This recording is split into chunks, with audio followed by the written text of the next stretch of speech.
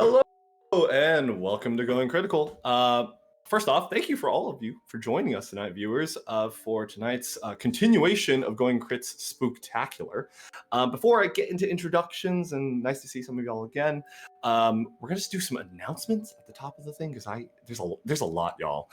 So first and foremost, after tonight's game of Vaesen, tomorrow, look out for School Spirits, an all-new demo of the upcoming TTRPG, All of the Witches, by @Emma Panada on Twitter. Emma's a great friend of mine. It's an awesome-looking system, so keep an eye out for that tomorrow at 8 p.m. EST, 5 p.m. PST.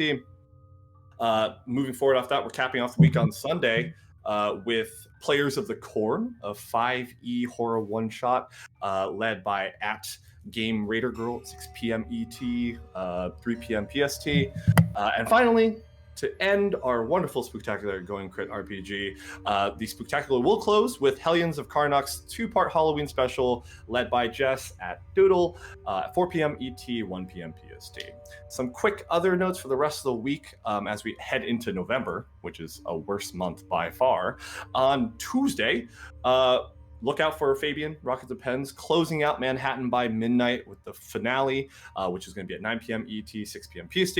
And then finally, next Friday, a week from now, the finale to Farewell Yellow House, ran by @ScaryDogFriend at 8 p.m. ET, 5 p.m. PST. I don't know why I keep on saying ET instead of EST, but it's what we're doing. To alien vibes, because it's spooky.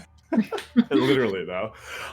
Outside of that, just to let everybody know, Going Critical is partnering with thewashystation.com to give viewers some goodies during the Spooktacular. So during the break, we are going to be running a raffle for a $20 off code to use at checkout, which is pretty great. That's a straight value, $20. If you want any Washi Station related items, you use that. And then furthermore, just to let y'all know, Washi Station is holding a sale until 10/31 where you get 20% off your entire purchase order. So if you're lucky, you win the raffle and you win the sale, you're looking at, they might pay you, to be honest. And other than that, I think that was a 2-minute holy shit, I don't think I've ever taken 2 minutes to do them. Cool, a cool 2. Yeah. Let's go into introductions. My name is Alex Nguyen. On Twitter, Alex Zui Nguyen. I am a budding TTRPG developer. I have played TTRPGs, mostly D&D, since I was 12. And I am here to be your game master for the evening and walk you through the game of Vaesen. I will hand it off to you, Ida. I'm just using characters' names right now because I them. So. My name is Anais. I'm an actor and a gamer based out of LA. You can follow me at Anais R. Morgan on any platform, ANAISRMORGAN. I'm also in a Cyberpunk Red TTRPG actual play, which is super fun. So if you played 2077 or you watch Cyberpunk Edgerunners and you want to learn more about the TTRPG, go ahead, check us out. That's Cyberpunk Edge of Extinction. And that's on the Infinite Sided Dice channel. But yeah, that's about it. And I'm playing Ida Beck. Hell yeah. Dan, you want to go next? Hey everybody, as you may have guessed, my name is not Dan, my name is Fleet. You can find me at Fleet_Dietrich. I am a TTRPG designer coming out with a solo game called My Mother's Kitchen very soon, so follow me to get that. I'm also running the TTRPGs bundle for abortion access and reproductive rights on itch. Please also go donate to that. All money goes to the Brigade Alliance. We'll talk more about that after the show, but you should also donate now. You can find that on my Twitter as well. Yeah, I have a lot of casting notices out right now for Merc Borge. One of them is really exciting, and there's some stuff I can't talk about yet because of NDAs. But know that it's coming. Follow me. Done. Go. Awesome. Be Madness. Be free. Hey, what's going on? I'm Liz. You can find me everywhere as the Mulan Rogue. I am a TTRPG performer and makeup artist. You can find me over on Utopia, a D&D podcast, playing a very sad gay paladin. I'm super excited to be here and playing with everyone. Huge thank you to Going Critical for having me. I can't wait to get spoopy. Nice. And finally, Helene. Oh. VJ, you're not coming through. Is this better? Yes, there we go. All right. Okay, thank you. Hi, I'm VJ Stonecraft. You can find me at VJ_Stonecraft on Twitter. I'm a TTRPG podcaster, streamer, and writer. I'm currently working on queer Victorian horror for Cthulhu by Gaslight. I'm also the keeper for Love Windscraft. It's a Call of Cthulhu podcast. I'm a cast member at Crossroads Games. Next month, I'm an Outbreak Undead Death Toll. This Sunday, you can find me streaming It's Not Easy Being Delta Green. On Mondays, I'm in a Monster of the Week show over at Goblin Cave TV. So if you'd like, please join me in the dark. Heck yeah. That is going to be the wonderful cast of tonight's session. And what we're playing Vaesen, published by Free League. It is a Nordic Gothic horror monster hunting TTRPG. Specifically, this year they released Seasons of Mystery, which is an expansion to their main game. Check it out. From what I've heard from players in this game, not many people run it, and I think it's actually awesome. It's really cool. It's one of my favorite systems.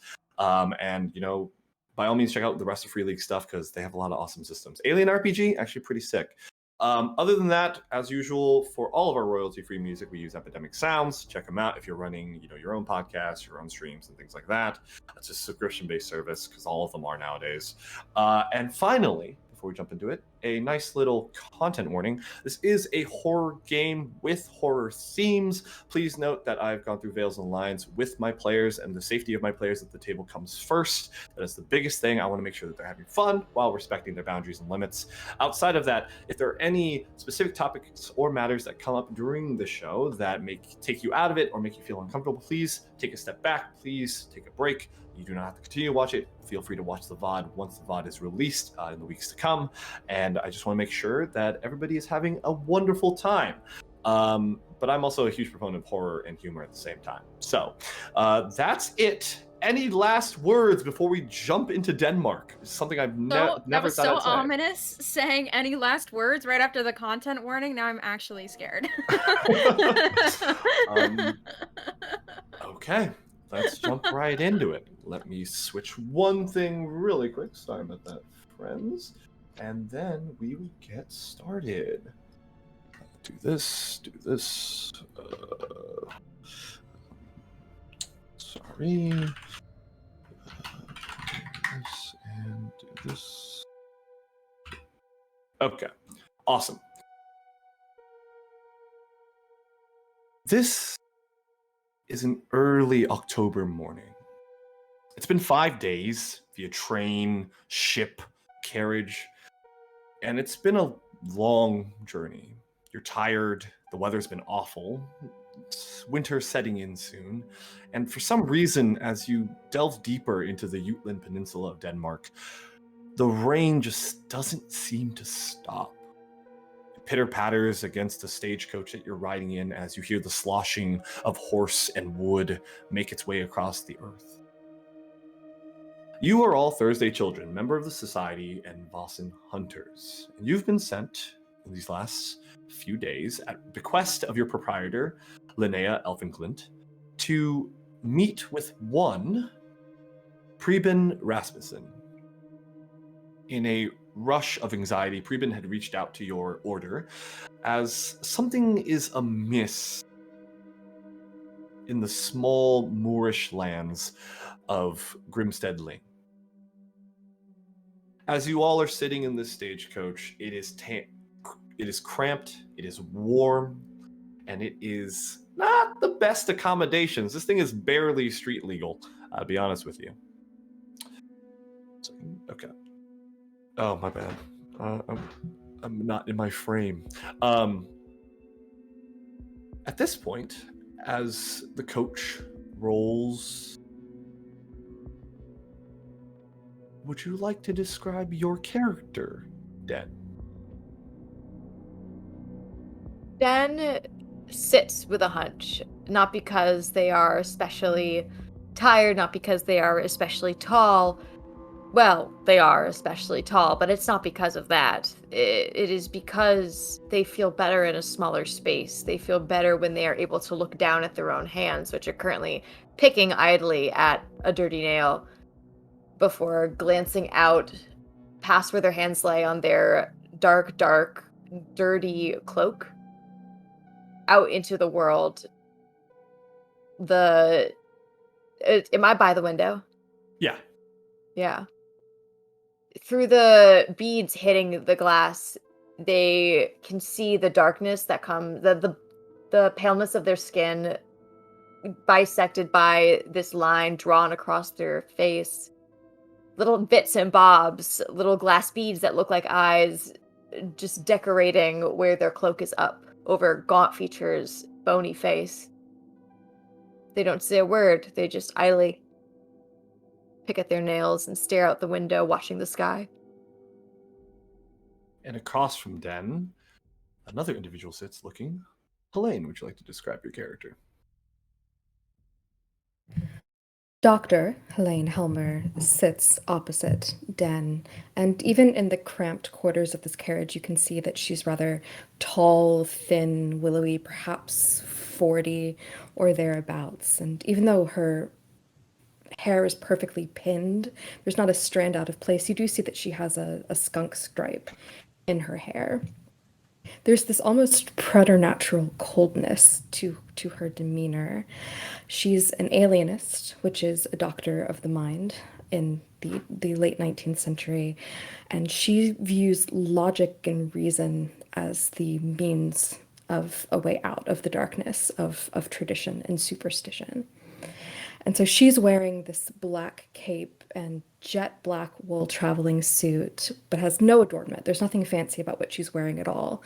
There's nothing polished, there's nothing shiny. It's just this dark, drab color.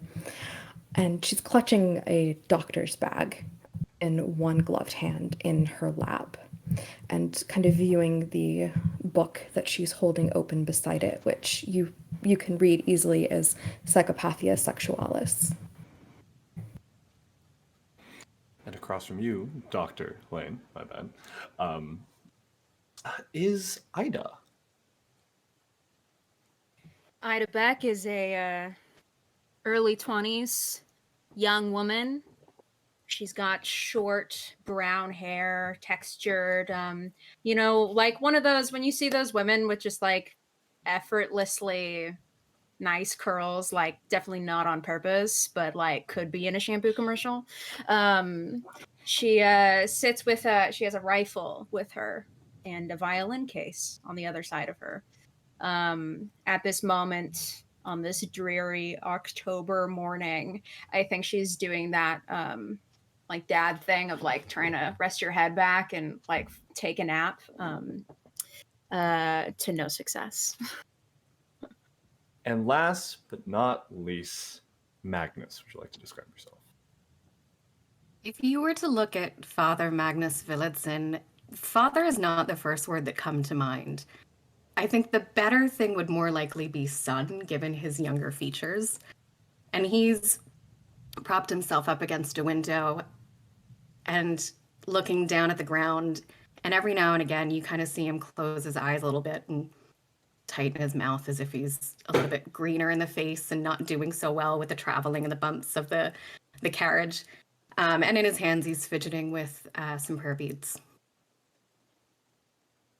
As the stagecoach begins to kind of roll along, you hear it hit rock, splash against the rain and the thunder. Looking out the window, while it is still daylight out, the overcast of clouds and rain have basically muted the skyline. Whatever part of the world that you come from, the Jutland of Denmark is something else. It is flat and barren. Usually, this moorland is filled with heather, and in the summer, when it blooms, a beautiful shade of violet sprawls across the horizon. But in the autumn months, as it leads into winter, everything just sits at this deathly gray. And it doesn't help that it is raining and storming out, and you haven't had a real good night's sleep in about 5 days. And as you're making your way, down this kind of rollicking road, for a moment, the stagecoach comes to a slower halt, almost at a walking's pace. And next to you, Ida, I'm just gonna say that Ida and Den, y'all are on the the front-facing side of the stagecoach. A little slot opens up, and you see a very pale, balding man, his hair is this kind of lighter gray. He has this very arched nose, piercing blue eyes. You can tell the wear on his skin from someone who's worked all of his life. And he's kind of wet. He has this black kind of trench on that's kind of deflecting some of the water. He kind of peers in, a lantern kind of next to him. We'll be arriving at Grimsteadling in about 15 minutes. Just make sure that you're prepared and ready. I know that I'll be staying the night at the tavern. Let me know if you'd like me to unload the rest of your things when we get there. Until then, just keep an eye out. I don't want to see if I miss anything or not. It's quite bad out there. You all know this is Julius. You met him about a day ago. He runs the postal stagecoach in this area. It was a free ride, basically. He just kind of slowly starts closing it. And if you need anything, just remember to knock. Thanks, Julius. Of course. Thanks for the ride. He slides it shut as the stagecoach begins to roll along. Usually in Vaesen, just breaking out of character really quick, you would get a opportunity to kind of do some studying and research prior to leaving on your adventure. For this one shot, we're just speeding that up. So if you have any questions for me about what's happening here, I would love if you'd like to ask them now, and I can give some more details. I can also ask you to roll, and we might have the first roll of the night coming up soon, depending on what questions are asked. So yeah, do you have any quick questions about what's going on here this evening? What are we hunting? Do we know? That was my question also. Yeah. Do we know? Of course. You know from Linnea, who's provided you a brief description in the last week, as you had basically had to head out right away, that she actually received a telegram from a good friend of hers from her earlier days at the Polytechnic University of Denmark. This is one Preben Rasmussen. Mr. Rasmussen works for an organization known as the Moorland Society. Basically, he requested support in finding something that has been happening during his work camps, basically. Basically, there's been destruction of tools. Some of his workers have gone missing or they haven't returned without pay. And on top of that, things have just been getting overarchingly worse as the months have gone by. He has found something recently that has pushed his mind to kind of support this idea that a Vaesen is the cause of this, but he's not 100% sure. The only reason why the four of y'all have been even sent in this general direction is that Linnea knows that the moorlands of Denmark are home to very powerful Vaesen. And that given the fact that Preben Rasmussen is a man of science and progress, he probably doesn't give a fuck about the environment or Vaesen, and has probably just done whatever he wants in the area, and that's just caused something to get upset. So that's... What are you saying, Dan? Capitalism. And then I shook my fist in the air. Okay. Would we have done any research prior to this, maybe on the ride, especially the more like the people who know the area, so more like studied people? Would you guys be able to have done research about anything that rings a bell with this?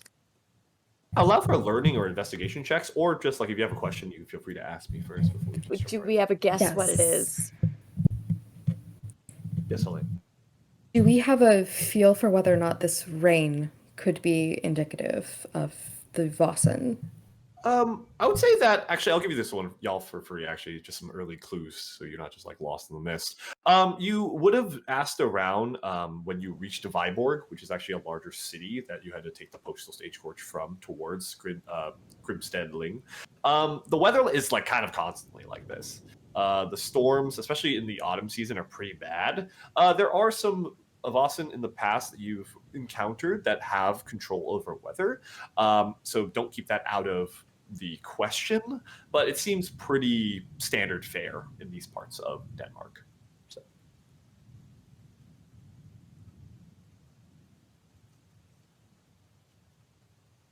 Yes, Dan. Follow up to that, do we know how long ago all of this tool and outside in the Moreland stuff started? Like, how long ago did the Moreland Society start work? Did we ask that? Yes, 100%. I'll actually allow that information as well. About 3 months ago is when they moved to Grinstead Ling, and that's when it started. It started like the day. The day they moved. Okay, Yeah. cool. Mm-hmm. I love that. What is Yes. the frequency of occurrences? Make a learning check for me on that one. First roll. Magnus! First roll. I don't know if I'm Okay, gonna give roll that for one roll. for free. I don't know if I'm gonna give that one for free. So my logic is 3 and my learning is 3, so 6. 6. Hell Fantastic. I can match. Chunky Great. first roll. yeah. Hell Ooh, yeah. yeah, it is. Okay. 5, 4, 2, 4, 6, and 6. Oh, 2 6s. Okay. 2 6s. Yeah. Hell yeah. So generally speaking, in Vaesen, for viewers as well, you only need 1 6 to succeed unless it's like a really hard thing. I will say, and one more time, ask the question. I just want to double check the question. One more time. The frequency of attacks or people that go missing, what is the sort of, how active is this? Sure. In the kind of note to Linnea, Mr. Rasmussen mentioned that it was kind of sporadic. But as you reach Viborg and you kind of ask about the outlying neighbors, and the towns of Grimstead, Ling, and things like that, you know that a lot of these smaller communities, they don't really have a lot of connection to main society. And it was only until after the Napoleonic Wars that, these kind of large capitalistic and industrial organizations started really moving deeper into, nature. And so from what you've heard from people traveling in and out, these kind of strange occurrences happen pretty often, but you're going to have to ask Rasmussen when you see him about specifics. So pretty often. Maybe even on a daily basis. Okay. Any other burning questions? As you're kind of reviewing the information at hand, things that you've learned over the course of your trip here, the stagecoach comes to a crawling stop. At that point, you see the kind of slide open, and Julius kind of sticks his head back in. He goes, "We're here," and he kind of looks out, and you hear actually from along the way a voice in the rain, kind of piercing. Hello, are you the experts from Uppsala? I've been waiting hours in the rain. And you see some individual, whoever's closest to the windows of this carriage, a very well-dressed individual with a suit and tie basically on, sodden hair at this point. It's black. It kind of droops into his eyes. He's wearing these very small glasses. He's kind of a lanky individual, maybe 6'2", and he kind of knocks on the stagecoach door very rapidly and very obnoxiously. Oh, do be quiet, won't you? It's hardly our fault if you did not take shelter if you've been out in the rain for hours. I understand. I've been just in and out. It's are you the experts that were sent from Uppsala? Rasmussen had mentioned something or another. A few individuals coming by postal stagecoach. Yes, that would be us. Well, very nice to meet you. Come with me. Let's get inside. You there? He kind of points at Julius. Can you move their things inside? And he kind of looks back at all of you. Please follow me. Follow me.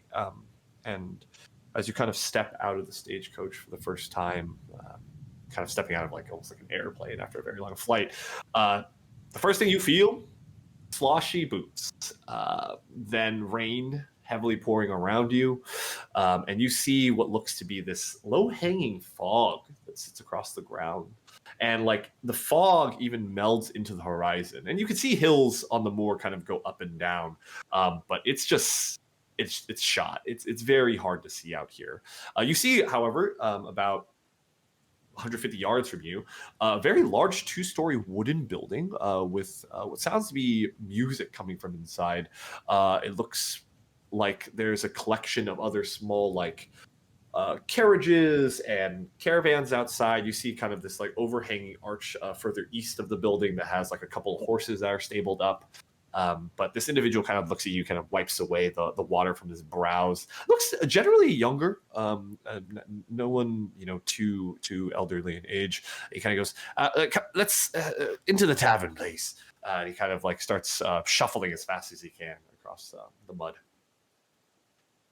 Before we go, I'd like to just try to give Julius a hand a little bit, Okay, sure. if that's possible. Yeah, without, totally. falling super far behind. Yeah, of course, 100%. Great. While you're helping out with that, Ida, are you other three just following along? Magnus steps out and just sort of trails behind to the back of the carriage for a second, braces himself on the back, heaves a little bit before following. Oh, God. Motion sickness, oh no. So real. The real horror. The real horror. Oh my gosh. Helene doesn't even spare anyone else a glance, neither the driver nor the carriage nor the heaving, and just follows where she is bid. Okay. Den steps out almost wraith-like. It's almost as if you see the extent of their almost very skeletal form. There's something very unsettlingly tiny about their body while being very tall. Almost stork-legged in a way. I can describe like the motion, and they kind of gawkily come out of the car and come up, but they're even at their 6'5" frame, they still can't quite come all the way up. They're still a little hunched, and they're going to sort of loom their way over to Father, check in, just kind of look, and wait for the Father to be okay. Do you need to take my arm? Oh, Den, would you mind? I feel ever so silly. I'd carry you on my back, but I think you're quite heavy, and is going to lead Father towards the rest of the group. Mind you, it's mostly because I haven't done any lifting in quite a bit, not anything of your part. Good lady, I don't doubt that is something that you are wildly capable of. I've seen the way that you've, but it's not necessary. And they'll take their arm and let them guide them. Okay. As you three begin to make your way into the tavern, following behind this individual who clearly knows who you are, Ida, you help Julius begin to unload some of the boxes. He kind of looks down at you. He goes, "Oh, thank you for this. There's no need, Miss. I was hired to do this." And he starts unloading like one of the heavier boxes and trucks off the top with other equipment. It's not a big deal. I'm just happy to help. And to be honest, I find I can learn more from the working people of a new town than the people hiring us. So he kind of lets out a large chuckle, and he just goes, I feel that, and you four have been quite good guests. I've had worse in my days, but when we get inside, let me at least offer you a drink or something for your help. That would be awesome. He hands you another Excellent. Box. Ida, as you're outside still, can you please make a vigilance check for me, please? First roll. Vigilance. Great. Start a union check. Start a union check. So I have no modifier in this. So what do I roll? So you would just roll for vigilance, then you would just roll logic. Oh, logic. Yep. It's cool if I read one more word. I probably could have figured that out, but what are you gonna do? That's a 4. It's a 4. Okay. As you're kind of looking around, you hear something in the distance. It almost sounds like kind of like screeches out across the kind of pitter patter of rain. As you kind of scan across the way, you don't see it anywhere, unfortunately, but you definitely heard some larger bird, reminiscent of a raven, but its call was louder, almost in your ear.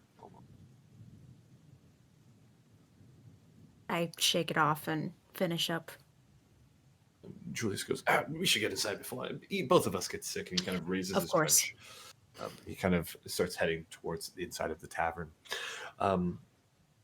As you make your way in with Julius, you, as the rest of the group, sees a very full tavern, actually. Inns like this are quite commonplace in smaller towns along the way. And the fact that you all took a postal carriage here means that this is actually part post office outside of being an inn and tavern. You notice this large staircase of, the same kind of dull oak that leads up to the second floor at the back of the tavern. You see these smaller booths that kind of line the walls of this building.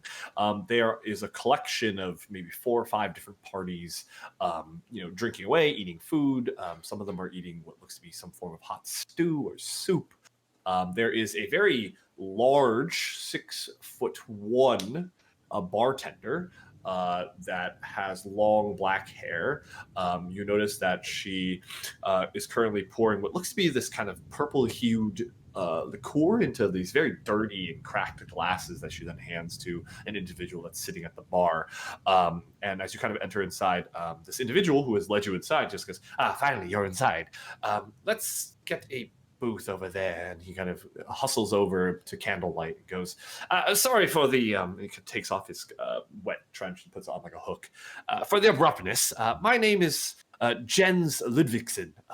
I am secretary and assistant to Preben Rasmussen, and he had sent me in his stead to make sure that you all got to Grimstead Ling safely, at least to the tavern. He kind of, points for you all to sit down to rest your legs a little bit and dry off, to be honest. He looks a little jittery. You can't tell if it's from the cold of the rain or just like what's been happening to his organization.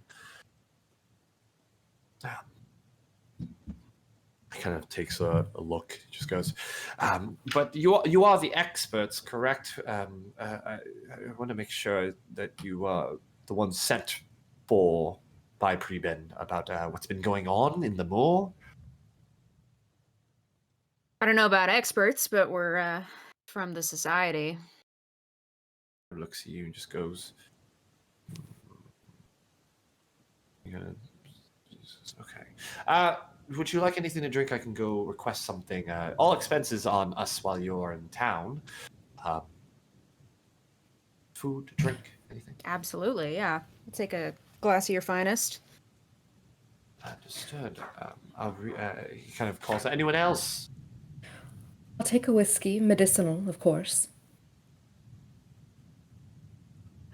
But not in one of those glasses. Clean one, please.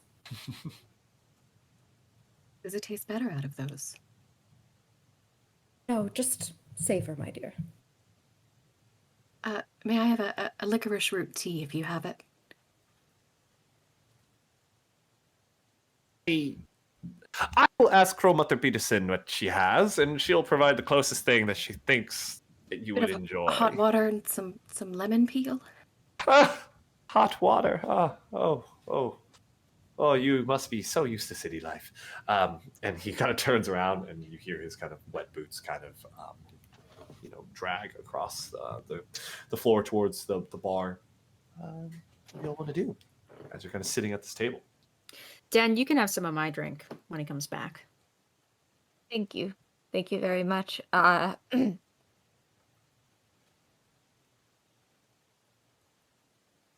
Before he comes back, is there a reason Preben didn't visit us himself? Probably because he thinks he's too good for it, so he's going to send his gopher. He could be a very busy man. I want to get my eyes on one of these tools that were destroyed to see what kind of thing could make something of that nature. Is there anything we want to say to each other before that person comes back? I heard something that seemed pretty weird out there just now. Well, you guys were headed inside. Oh, Could be nothing. If that was noises from my mouth that I did not hear myself or did not understand were coming from my mouth again, I apologize. I don't think that was sometimes the I mouth just noise. like this. Mm. I know the mouth noise you're talking about, but I don't think it was that.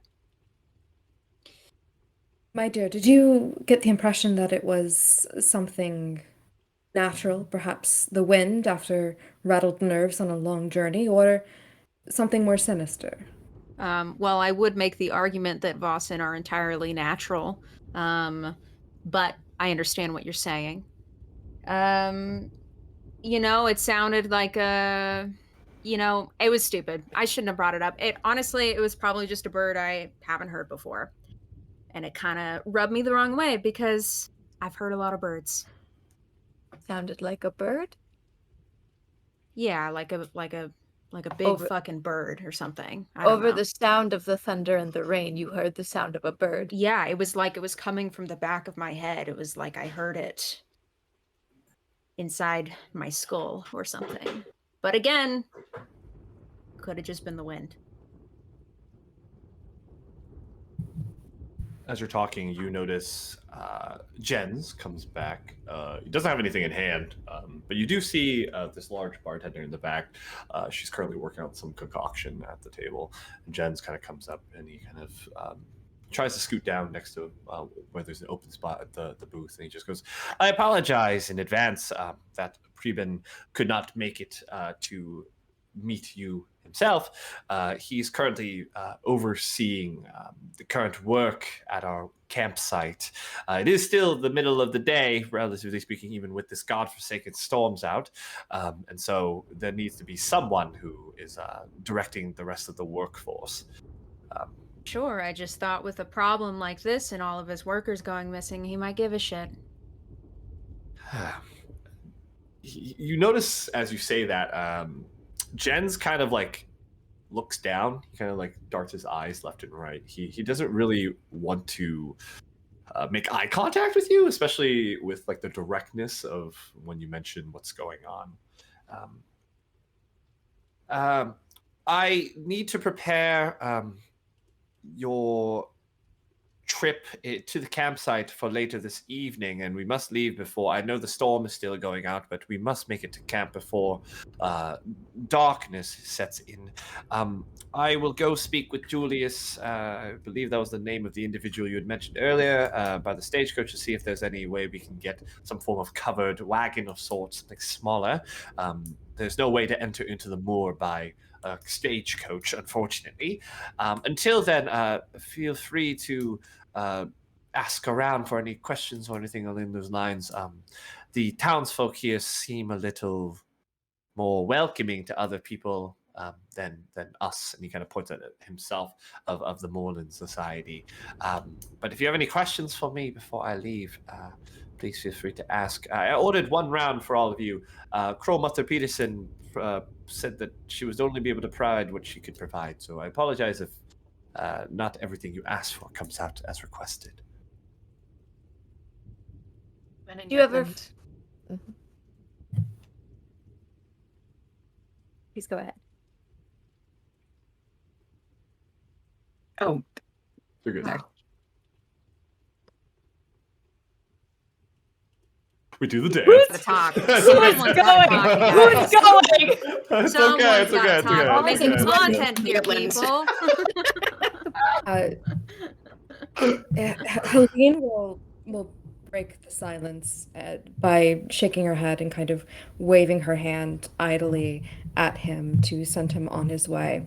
And she says more to herself almost than to the rest of the table. Yes, some things are natural, but that's no guarantee of benevolence. Pennyroyal will kill you as soon as save you. I think the same could be said for the storm. Were any bodies found? I shout across the bar as the person starts getting up. As if they... Jens looks at you, and just And you notice that as you kind of yell this across the bar, the other kind of individuals who are sitting at different parts of the inn/tavern kind of look over and they kind of give you glares. Jens kind of looks at you and he just goes,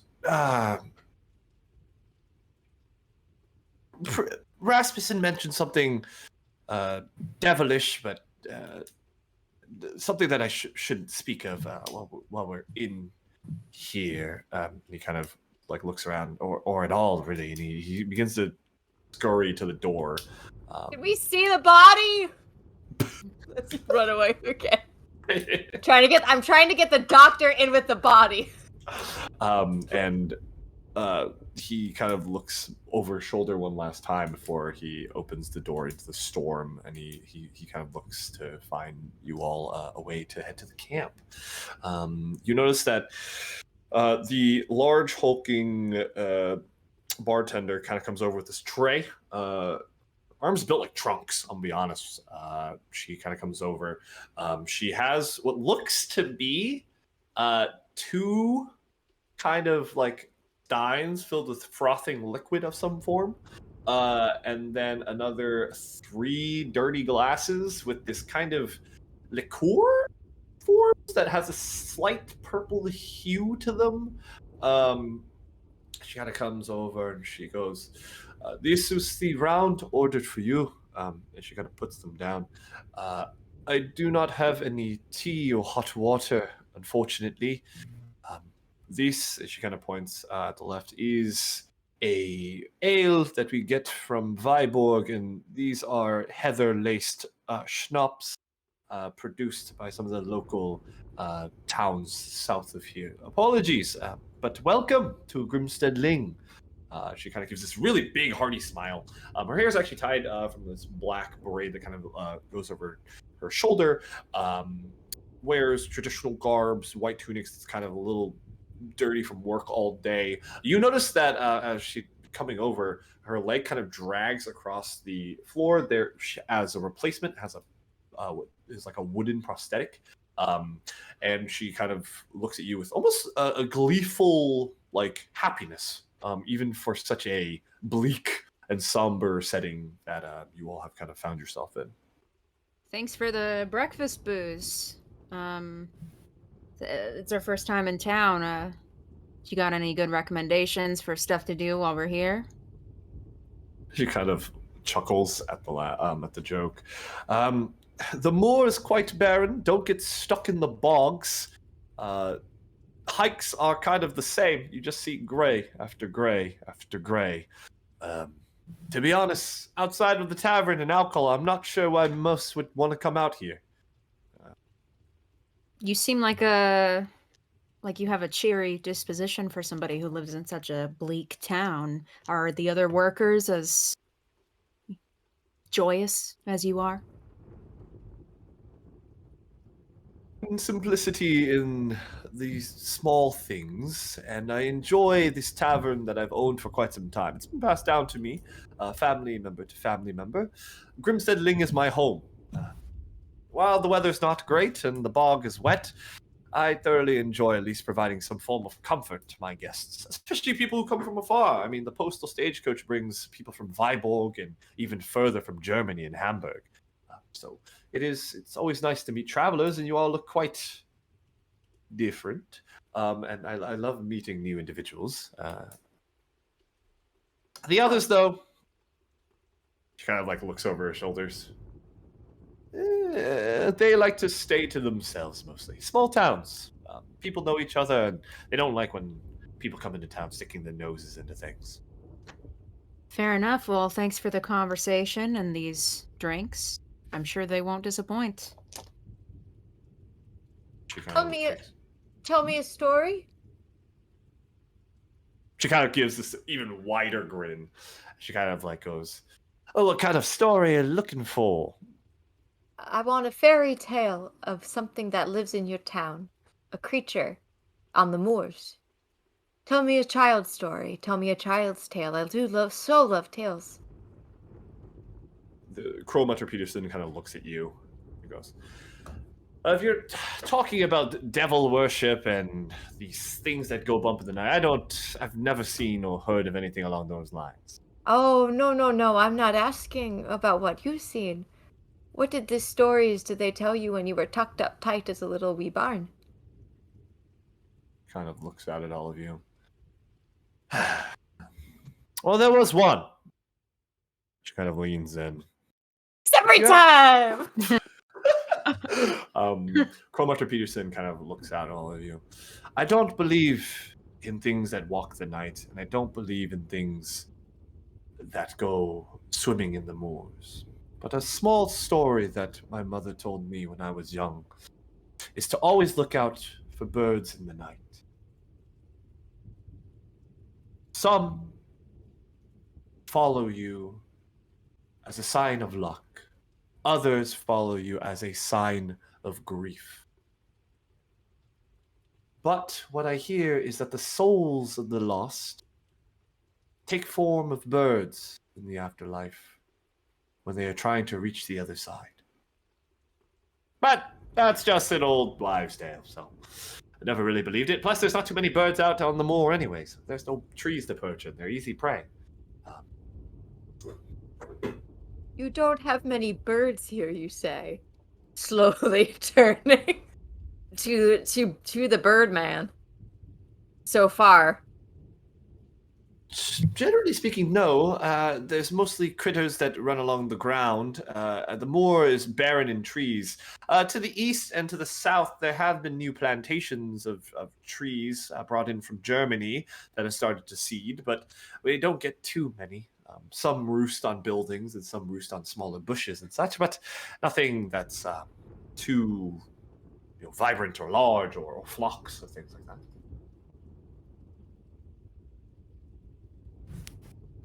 Anything native here that could be heard over the sound of a storm? Unfortunately, I'm not too much of a bird expert myself. If I would, I guess I would own a bird shop instead of a tavern or an inn. But I guess I'm not really that great with alcohol either. So, unfortunately, no. Helene holds up the glass to like a sconce on the wall and can see stuff floating in the liquor. Oh, 100%. So well, you're certainly not wrong about that either. But unfortunately, no other major tales. At least nothing that I remember from my youth. My parents were from all over the place, to be honest. We only settled in Grimstead Ling when I was maybe 10 or 11 or so.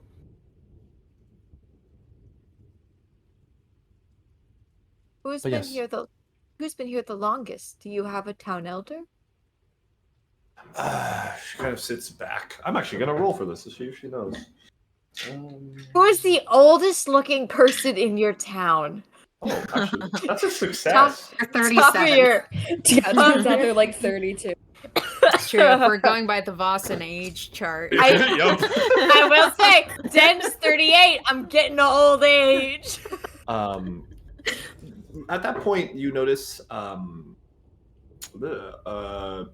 Chromater Peterson kind of look and goes, I myself am in my early 40s, which is generally older than most in town.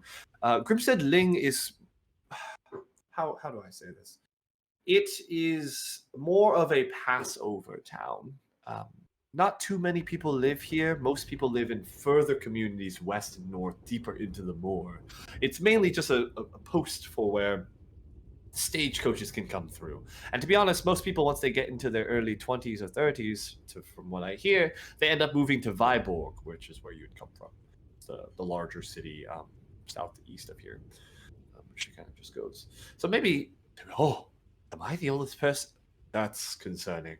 But I don't think too many elders. But if you go further, there's, let me think, where else?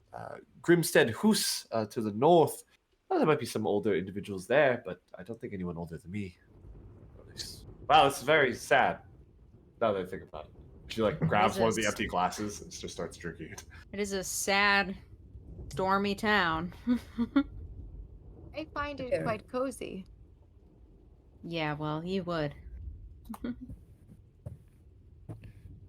Here, you may have mine. I have no use for this liquor, as it is so called, and she'll tap it across the table to this sad older person. She grabs it, sips. God. Thank These you. city people. I know, Jesus. honestly, these cities folk. She just goes, if you have any other questions, feel free to ask. I'll be just helping some other customers. But like I said, most people are friendly enough. And then she kind of turns around and begins walking back towards the bar. You have time to yourself in this kind of... It's pretty warm in here, surprisingly, but maybe just because of the amount of people inside. Yeah. Well, that was informative. Some bird lore. Better than bird law. Yeah. You said that the sound of it was coming from inside of your own head? It was just right up in my ear. It was really strange. From within or against? I mean, it just happened in a second. I don't really recall. It didn't sound like it was screeching over the sound of wind and rain. It sounded like it was close, or very loud, but it didn't seem like Julius heard it. Did it sound in pain? I don't know. It's hard to tell. If what the barkeep said about souls, is there a chance that... No, maybe we should keep asking. No, No, that's... what were you gonna say? He starts fussing with his prayer beads. No. Father, what were you gonna say? Do you think Heather is organic? He picks up his cup. Yes, it's a plant. It's gold. And he If I... shoots it. And I think you know exactly the minute you say that because Den's eyes light up because they can talk to the goddamn dead. I am going to need 8 candles. 8 candles. Yes, I would. There's probably only 8 candles in this town. This entire town, yes. Oh, then do they have to be big candles? What about the... And he starts like rummaging through his little pouch. Mm-hmm. You stubs, anything that the light can contain that I can trap the shade in and pause the movements between the worlds, and as such. What about matches? Matches. What about setting a bonfire on the moor and dancing around it and singing songs and holding hands? That would also be an equally worthwhile use of our time, my dear. Maybe because you have a yearning desire to see us all without clothes on, but that sounds like that is between you and your father's god. For me, I know that I can, and I have before. And even if it's been merely guesswork, I have, with all of you, solved these before through this. Give it another try. How, that's, it sounds like it could be an option that we have. How would the candles stay lit in the rain? We could do it. It's mostly for ambiance. I just wanted us all to be in together with it. It's mostly for ambiance. And they're like Understand. beet red. They're like beet red. They're just like, if maybe you all have fun while I do it, then maybe you would be more willing to let me do it more often. Well, it's not a no. I will say that I would prefer we don't waste my matches for ambiance, for your aesthetic purposes. I do enjoy your aesthetic and your commitment to ambiance. However, I do not believe that this is the time nor the place. fine then. And they're going to sort of bend down. They've had a stick with them, but they haven't really been walking with it. They take it out. It's sort of like a cane with an intricate raven's head, almost lifelike, to the top of the cane itself. And they're going to hold it, and then they are going to close their eyes, and I am going to, in that case, use something from Vaesen, which is specifically the medium skill. So I'm going to tap the little beak on the table 3 times in rapid succession, and it's almost as if each one gets a little deeper and a little deeper and a little longer and a little longer of a tap. And it's almost as if you look closely enough, the table itself ripples out like water. But only if you are looking closely and you feel it in your heart. And that's what the ambiance is for! Helene does neither of those things. I'll get you one day. We're gonna hold hands and dance in the woods one day. Father does, but very hesitantly. I haven't seen my own body naked in nearly a decade, my dear. Is that healthy? Really? You think that's a good way to live and spend your time? I don't think it is, no. So Body's a beautiful thing. I can use observation to perform seances where I predict people's futures and contact the dead. Extra successes provide more information, prolong the contact, or cause spirits to materialize. Hell On yeah. failure, you are given Oh. inaccurate information, attacked, or suffer a condition. Summon a Okay. ghost in this fucking bar. Let's That's my go. goal! It's Halloween. On this bitch up. We gotta go. Let's get this party pumping. All right, I'm going to try and contact the dead using observation. my observation. It is a creative way to say tomfoolery. Let me grab my sheet. So my observation is going to be 3. Do I have to 3? Plus So I'm. your empathy. Don't forget to add your empathy. Oh, thank you. So that's 7. So I'm gonna roll Nice. 7 of these. Rolling Yeah, I'm good at dice. this. Rolling them dice. That's a chunky roll. It's a chonky roll.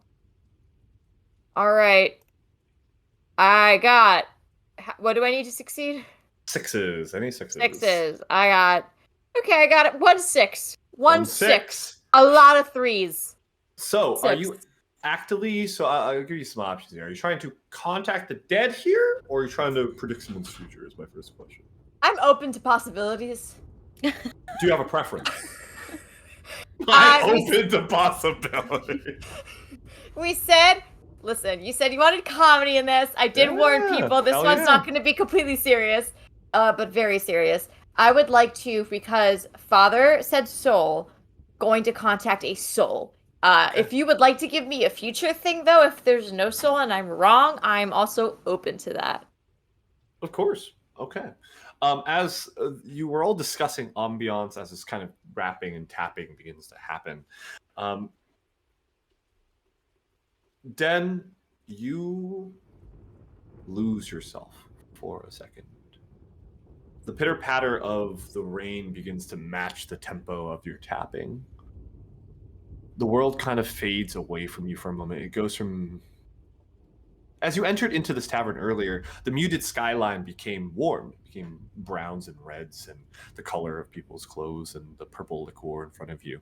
But it mutes once again. And while something doesn't fully manifest in this tavern at the best of my players, you feel this wretchedness pulling up from the ground. There's anger. There is sadness. There is loss. And those are just some of the baseline feelings that you feel. And as you're kind of swirling in these emotions, something hateful looms over Grimstead Lane. Something beyond just a upset, like, form of emotion. Some people say that Vaesen can produce emotional ties to the environment. Some people say that some environments provide, certain forms of emotions, right? Like when you walk into like a creepy place, you're like, oh. This feeling is unnaturally aggravating. And to be honest, it almost feeds into your own emotions. You almost feel like for a moment that you could be swept up in the storm of violence and hatred. before returning to the warmth of the camaraderie of using matches to set the ambiance and tone of this seance. I have, without realizing it, dropped the cane and clattered to my feet, staring out the window.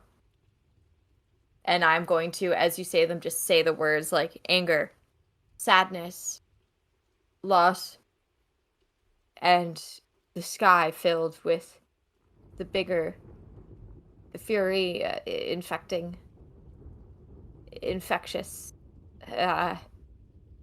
It's in the sky. And that's all I'm picking up, so that's all I'm going to say. I kind of repeat that general sentiment. When you drop out of the air, Magnus also goes down with you and kind of goes to your side when you come to. Den, are you with us? There's something angry. There's something that has lost something deep and a grieving. And something bigger than the natural that the Vaesen use, that they bring up. There's something bigger.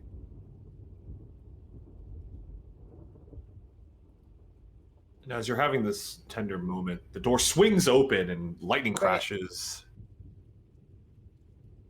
And you see Jens walks inside with Julius. They kind of sodden, their boots clatter.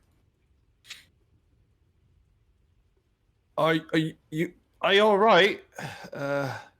Jens kind of walks over. He's very wet. Julius is going to grab a drink or two. We should be good to go whenever you'd like. If you'd like to talk to some of the other individuals here first. You okay? Jens kind of looks down at you. So it's not like I levitated. It's like I stood up like really fast. I don't have any like supernatural powers. I stood. Yeah, I'm not floating. Yeah. That's a lot. I'm still very chill. I haven't done anything yet to earn that, and I will. Just standing and then sitting down really heavily. So gotcha, that's they asked. But so like you would hear the rattle. Just wanted to make sure we all knew that. Coo. Kind of looks over. We're good. We're good to go. Den's just here to do Den's thing, but we're all good. So whenever, are we ready to go? Julius just goes, at least let me get one drink and let me buy you one round before we head out. And Jens goes, if he prefers that, yes, give me, I will go to the outhouse. And he kind of heads off. Julius goes, let me at least get you all around. You've been such nice company. He kind of goes off to grab a drink. Thanks, Julius. Hey, Den. What the fuck was that? I can feel the tenor of the earth and the ways of the people of the town. And I believe what I felt was something missing and something bigger than missing.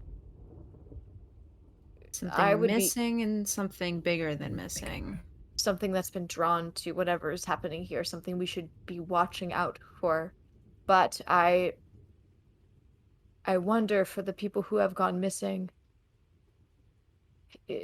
was there a pattern to it? I don't know how to find those such things, but we should keep an eye on the sky. Something is over the town. We need to see the moors and where everything is. And what if they broke ground, what did they break? My dear, you said hate and anger and I believe fury.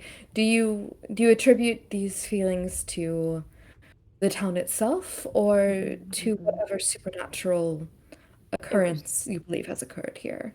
It is the ground in the sky. Yes. It is the ground in the sky. It is in the ground. There is the emotion, the human emotion that we have together, and then in the sky there is a godly fury, an unyielding, unworldly, but yet deeply worldly. The first fury, it is different. It is human and it is not. There's two things. Souls was right, I think. I mean, honestly, I would be angry too. if I had some industrial Joe schmuck tearing up my forest. So I don't think we can blame the Vaesen for that. I think What if- perhaps. What if there is Father. no... What if there is no blame placed here? What if it just... And he almost gets a little bit giddy for a moment in a way that his sort of pale, sick, little Victorian boy demeanor hasn't been. Sick with joy. Sick with joy. Sick with joy. The sky and the souls, if there's a connection here between the divine, obviously loss is terrible, missing people, but the feeling, what if this town is coming around to something? What do you mean by that? I can't help but feel that maybe it's an awakening. Den, those are very strong feelings you picked up on, but I find that sometimes you can't have those strong feelings without the reverse of the other, and if what is happening here is... And he starts fussing with his prayer beads again. Something slams into the window. You notice this kind of splattering of, like, for a moment it moves and it kind of hops back, and you see this black bird, maybe about foot and a half high. Are any of y'all bird people, like your characters? Only for one. Well, my character is a hunter that started as a game hunter, so I think it's not... I don't think it would be weird to, like, say that she knows a bit about birds. I know Every one kind of bird. flock. One bird only. One bird. That's true. Ida, you know that this is a heron. It's a larger kind of thin-necked bird. It's completely black, which is surprising. They're usually of the fairer colors, but you can't tell if it's covered in mud right now because it's on the ground. And it looks up at you through the window, as some of you are now looking through the window. It just goes, I can't make any other bird noises other than a raven. I'm so sorry. Honk! Honk, damn you! But it begins to screech and screech as it looks into the building. Go outside the building and, like, take a fucking look at this. Okay. Does anyone else want to follow? No!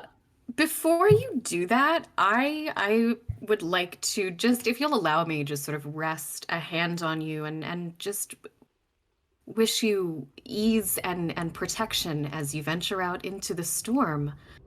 And I would, if I could use one of my talents and offer a blessing, would love to do that. Of course.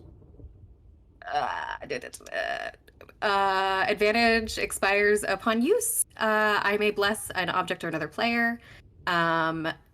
You add +2 to a test of your choice. Oh yeah. So you get an additional 2 dice next time you want to do something in the scene. How long does that last? Yeah. Until the mystery is over. Yeah. Or advantage expires. Yeah. So if you don't use it here, if you don't want to use it here, you don't have to. But And I get one extra, 2, two, or I get dice. 2, but I can only do it once. Yes. Yeah. Once. Great. Yeah. Sweet. Is anyone else going with that? Sorry, I just wanted to re-clarify a bit. Helene, Dr. Helmer, does not. She continues to sit at the table, perhaps having gotten some kind of food from someone in the establishment, has very little interest in pursuing these sort of superstitious matters. Definitely. Ida, you open up the door. You hear the storm rolling outside. As you step out into the mud, the rain begins to catch against your brow and your hair and your garments. The heron still stands there. Like, it's not afraid of you, which is strange. I'm gonna take out my gun and poke at it with the barrel. As the minute you take out the barrel and start getting close to it, it does begin to like about to take off in flight. Can I try to catch it? That's gonna be very hard because it's in flight. Right before it goes, can I try to catch it? Yeah. How about a force roll for me? Yeah, force roll. I think that'd be fun. Force roll. Yeah, force plus Great. physique. Cool. I got great physique. So we'll see. Hey, that's a 6. Oh, nice. Hey. Yeah. You jump at it as it's about to like take off, and you do wrestle it. It is currently in your possession. It's kind of like pulling at you. The feathers are kind of coming off of it. You are like, it's wet. It is sodden here. There's mud everywhere. It's kind of pecking at you. If anyone's looking out the window, you just see Ida wrestling a bird to the ground. Helene sees this through the window and just, Jesus Christ, takes a drink. Does this seem like a normal bird? Like, now that I'm holding it, can I now that I can have a closer look at it as I'm trying to wrestle it, I would like to know whether or not it's completely black because of natural coloration or because of mud, which is something I couldn't determine before. Also, like, I think I have enough experience with the Vaesen that I would just like to, if there's a way to kind of sense that this is a little fucky wucky, I would love to be able to do that. Yeah, sure. As you're kind of standing, it's fucking wucky. Fucky in the state of Denmark. we can curse on this channel, right? Yeah, good. This isn't gonna go on cable. No, you're good. As you're kind of looking at it, it definitely does have a darker umbral like variation to its feathers and its actual skin, which is actually pretty uncommon for herons. And there is like a large chunk of caked mud on its wings, and you wrestling it in the rain has actually cleared up most of the mud from its feathers, so it has a better time flying. It looks like a normal bird, but it is the same kind of, like the sound that it made is the same sound that you did hear earlier. Why a heron, and you would know this, would fly into a building, especially like it's just too uncanny. But it doesn't look like it has like, it's not like growing talons or like, you know, it has like glowing eyes or anything like that. So it does seem just like a normal bird, at least currently. I'm gonna look back through the window just to see. I'm like holding it up like, are you looking at this? Den is going to turn straight to Helene and say, sometimes I'm not the weirdest one here, and it's weirdly comforting. When you say this, Helene actually smiles a little bit and reaches out her glass to clink with yours and says, "Skull." Where? No, I'm kidding. I'm this drinks. You have the bird, right?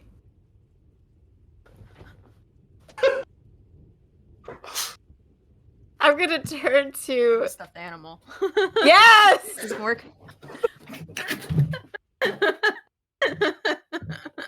I'm gonna look over at Helene and like the rest of the like everybody else who is from here. I'm gonna look out to them. Is this bird from here? You notice this individual kind of stand up. He looks maybe around 5'8". Kind of like this broken nose, kind of like also maybe a broken jaw too. A lot of grease kind of on the hair, that kind of hangs low, very mad, almost if they wear like a bowler cap on a general basis. He kind of looks over to you, just goes, "Can you all just shut up? More strangers coming into town saying nonsensical things. I just don't understand. Just fuck off. Leave the rest of us be." He's so real for that. He's honestly so real. You see another person behind him and he just goes, "Brother, it's not worth it. We're ready to deal with the Moreland Society." And he goes, "Yeah, still." And you see him take like a swig from his cup. He just goes, "All you do folk from the city just come in and you fucking say all this nonsense and you talk about nonsense and just It's fucking obnoxious. He gets spits on the floor, and Crow-Munter Peterson at the bar kind of just, hey! One of them, Hans, be nice to the guests. And he kind of looks over, he just goes, fuck the guests. And he kind of just looks at his brother and just goes, let's go, Einar. We have other things to deal with. He starts walking past your group. Like kind of a harumph, and they open up the door into the storm. They kind of give you a dirty glance, Ida, and then they kind of just pass by you as you're kind of like wrestling this heron. Right as they pass by, I'm gonna assume that my colleagues got a really good look at it, so I'm just gonna let it go because it doesn't seem evil or anything. We looked at it. I don't need to kill this bird. Yeah, it opens its wings and starts to fly over the moor, northwest. Can I see which direction it flies? Like, is it flying towards something? West, actually. It's heading west, deeper into the moor. Deeper into the moor. Great. I'm gonna go back inside and. Hey, did you guys see that? Did you all see that? Did you look at the bird? Den has, my dear, run by you and has come up to the bartender. 2 drinks very quickly.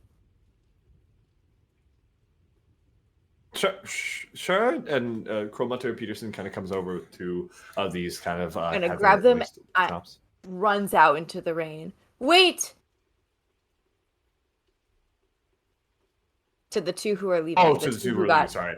And you see Hans kind of. We're gonna to the bird, obviously. You're gonna get the bird drunk. Hey, Hans kind of turns around for a second. Can you do a manipulation check for me? So. Oh. Yes, you're gonna do. What are you gonna say? Oh no, I was gonna say you get a +1 as well because you have alcohol in your hands. I would like to. Yeah, go for it. Convert. That it's. I'm going to hide the booze in my sleeves almost, and I'm going to do a conjuring trick and whisk the beer out of midair.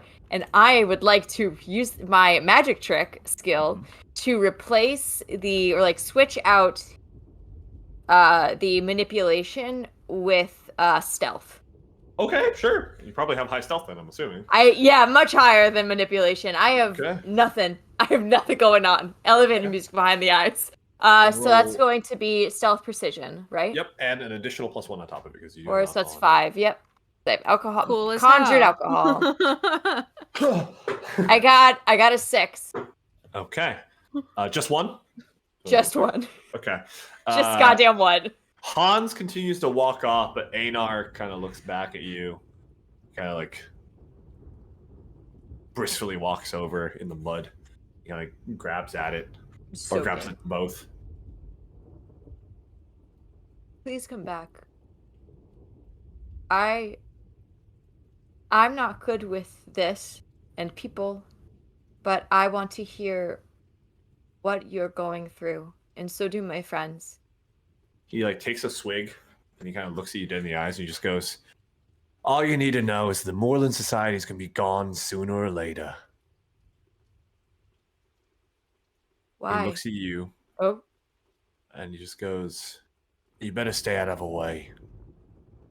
He backs up, starts turning around.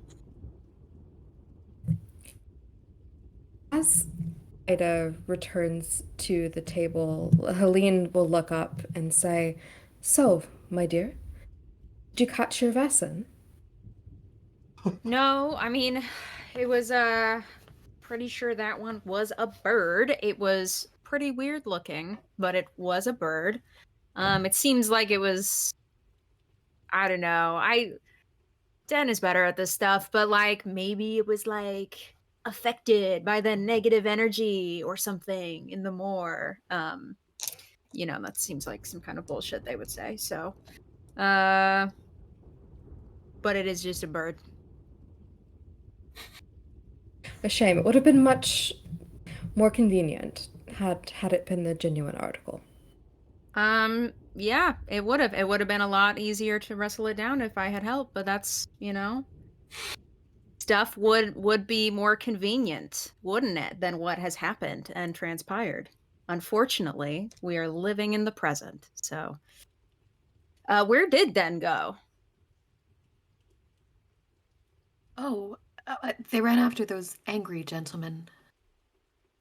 I'm gonna go out the bar. I'm gonna be like, Den, what are you doing?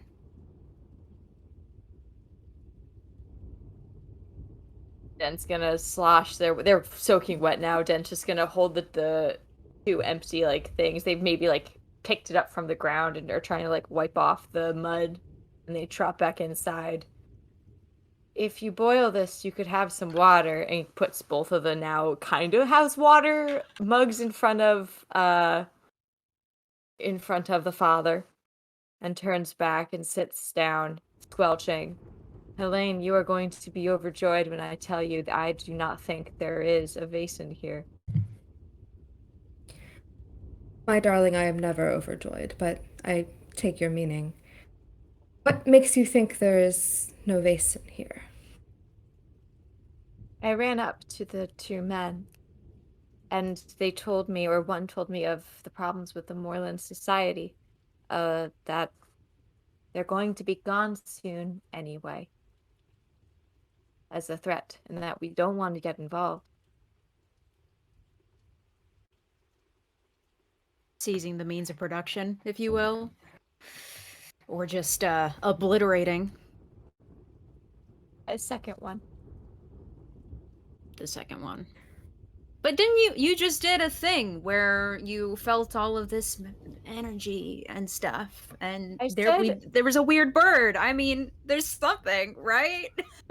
Yes, there is something, but I have a strong feeling that whatever it is isn't the one doing the destruction.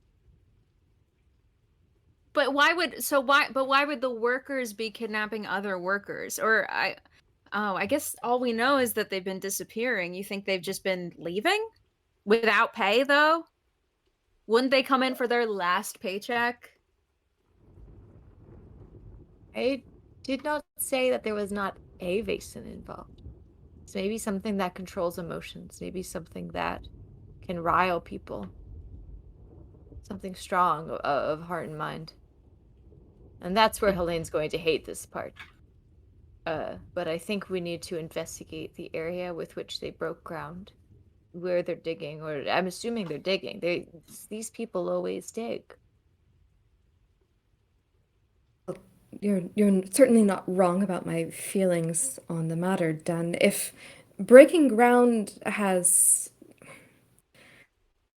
angered them, then perhaps it's as it should be. Progress is the slow killer of superstition. Would that I could help speed the process and rip out such superstition by the root like so many weeds. If their But response, I don't think I don't think we're going to do that. I don't think I'm putting my foot down. That is not happening. There was a time before this Vaesen created this anger and this disruption in the emotional state of the people of this town. There was a time when these people were fine and they were living in harmony with the forest. We can go back to that, or with the moors.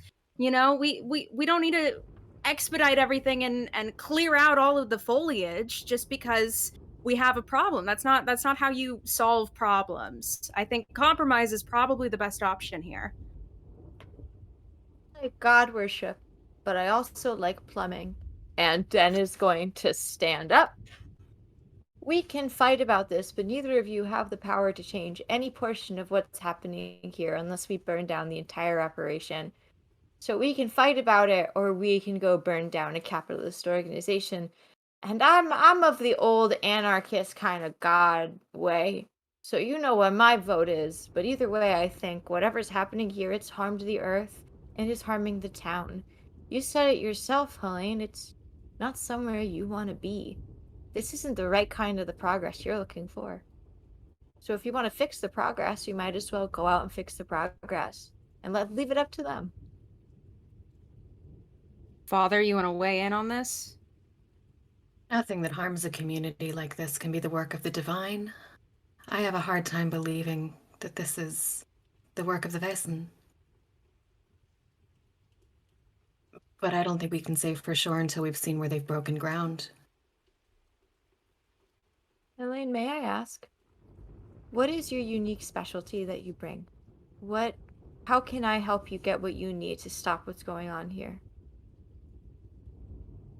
My dear, I'm interested in saving human bodies and minds. I neither treat nor do I believe in souls. That's fine, but there's people missing. Let's save them.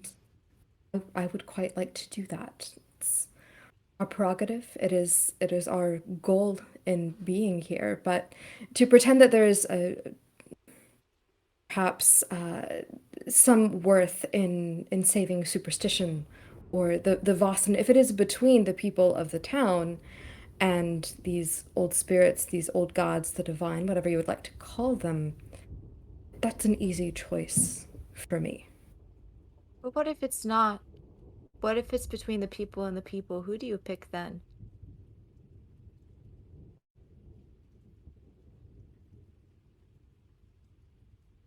Think you can cling to whatever tradition you like, my dear. But I have reason to believe there are Vaesen here, at play, at work, perhaps doing terrible things to the people in this town. You can blame progress, you can blame industry, but if it is the Vaesen, then it's tradition, it's superstition, it's magic. Sometimes there's more than one problem, and I think we're going to find ourselves a nice little chest of people and Vaesen all snuggled up together. So, and Den is going to stand briskly and is going to walk to the door, stop, and turn around. Which way are we going? You see Jens Ludvigsen come back with the rounds with Julius, and Jens is back from the bathroom, and he just goes deeper into the moor. I guess we're shooting, and Julius goes, I promised him a drink, and Jens goes, all right, and he grabs his shooter. I love a 2-course breakfast, fellas. Thanks for the drink. You're forgetting it's like the AM and everyone's getting wasted. Yeah, it's like 1 p.m. It's just dark out because of the storm. Yeah, you got bottomless mimosas. But 10 a.m. drinking, absolutely a thing. Hell yeah. All right. Jens kind of opens the door, leads you all out into the storm. The storm has died down just a little bit. It is still quite loud, though, in the distance. You can hear the rumbling in the distance. But the pitter-patter at least begins to stop as, it's not like curtains of rain on you. You notice that it basically wipes out almost any real form of road. The rains here are so bad, and the ground is basically, sea level at this point, with the harsh winds that come in from the west. It is a mess. Like horses, I wouldn't even recommend at this point. And Jens definitely just begins to slosh through the muck as he hits deeper into the moor.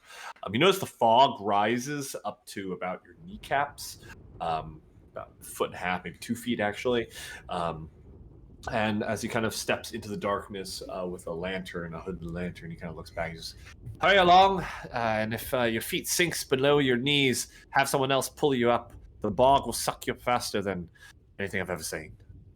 Begins to walk deeper into the moor. And as you all begin to walk along the cresting hills of this moor, it is truly bleak. I mean, you see a couple streams every so often, and you see these kind of, desiccated reeds that kind of stick out of the ground, and the remains of the heather in the off season, and it takes around maybe 30 minutes or 35 minutes as you kind of pass through winding. And the only reason why you're on a worked road is because there's not as much vegetation. The Moorland Society has probably pulled mechanisms and forms of for their camps through these roads before, so that's the only real reason why you can even tell that you're on decent footing. But it's quite, as I mentioned earlier, bleak, gray, raining, very much so just rain that hovers and hangs and fog that kind of sticks low. Eventually, you crest over a hill and you look down, and before you see anything, you hear it first. You hear the slurping, shuddering sound that kind of sounds like spitting and spatting. And as you kind of crest over the hill and look down, you notice a very large lake, or maybe the remnants of a deeper bog. In the middle of this bog, on its own small little island or peninsula, almost actually more of a peninsula because it's still connected to land, you see 10 tents kind of raised, and they're actually flapping because the wind is still pretty heavy here. You see individuals kind of walking around with their hands covering their faces as they're like running between tents. You notice at the center of this camp, this monstrosity of a steam engine pumping out steam into the cold air around you. You see these vulcanized rubber tubes and these cast iron like rods that kind of feed into the bog at the opposite side of the camp to the northwest.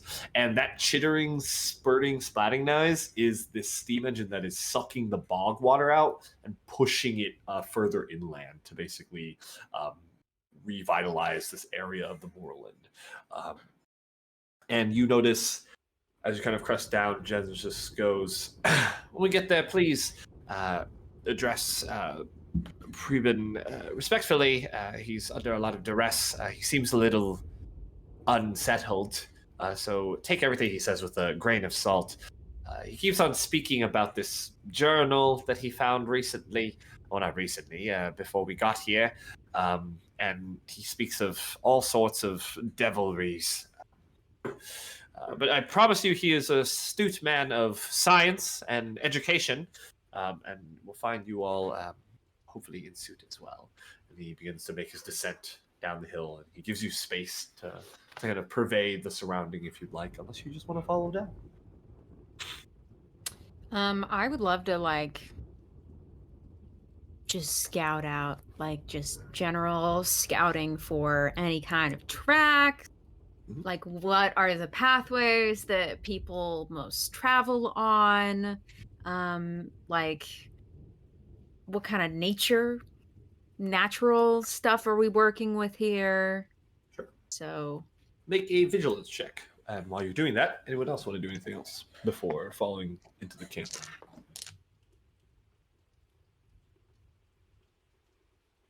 that's a 5. Okay. Can Is that in mind? I Done. use can I take, so we have this whole scenario of things being pumped up and being pushed away. Are there still workers at this camp? Yeah, as you look down from this hill crest down into the camp, there seems you could probably count on your fingers how many people there are currently, and you notice that the machine is at its apex, it's largest in the center of the camp. I'd say it's maybe a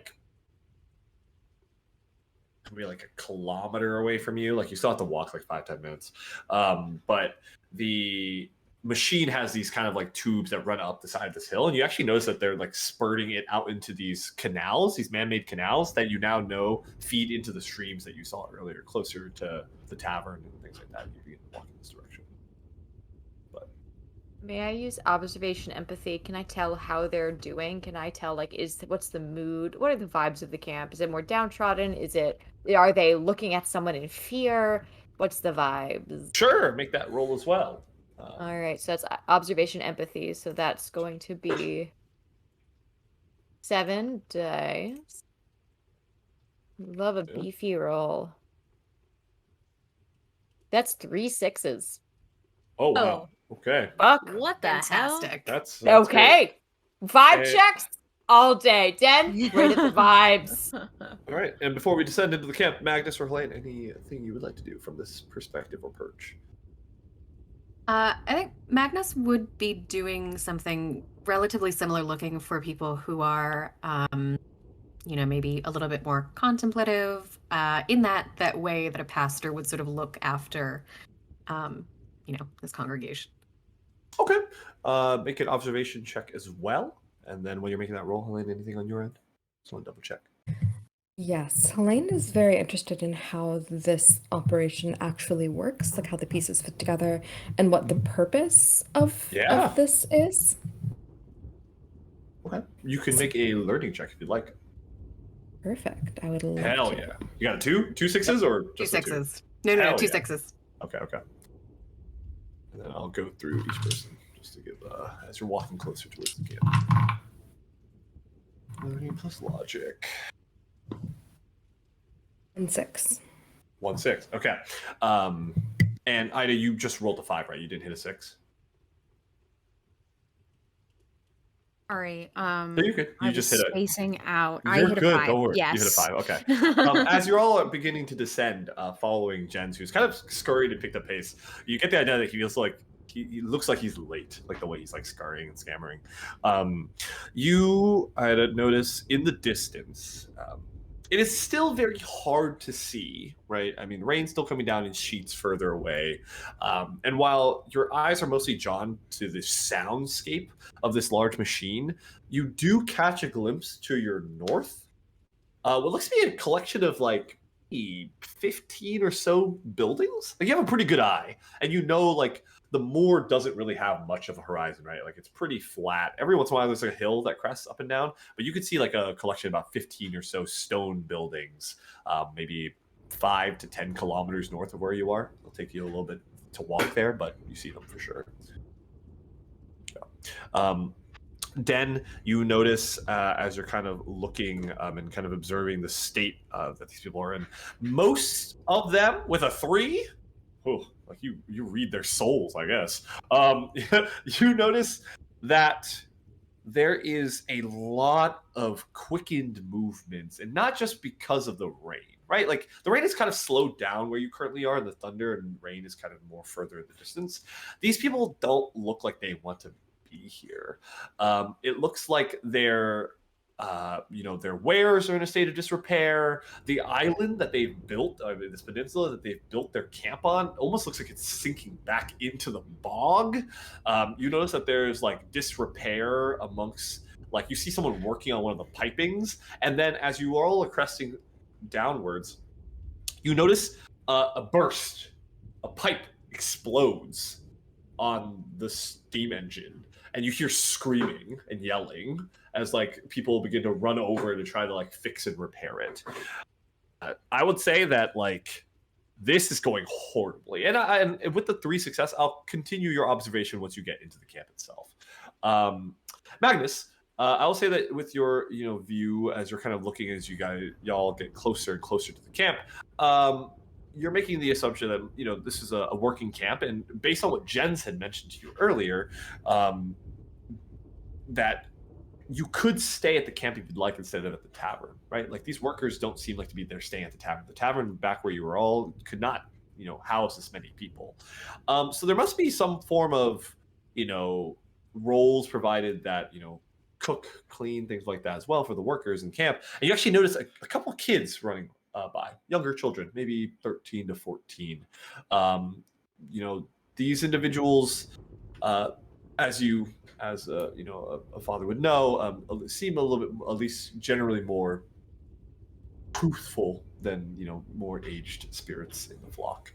And finally, Helene, with your single success, the operation here is actually very interesting. So the moor itself, right, because there's so many bogs, it's not really like a functioning farmland. Most of the people who live in a moor, they kind of do 2 things.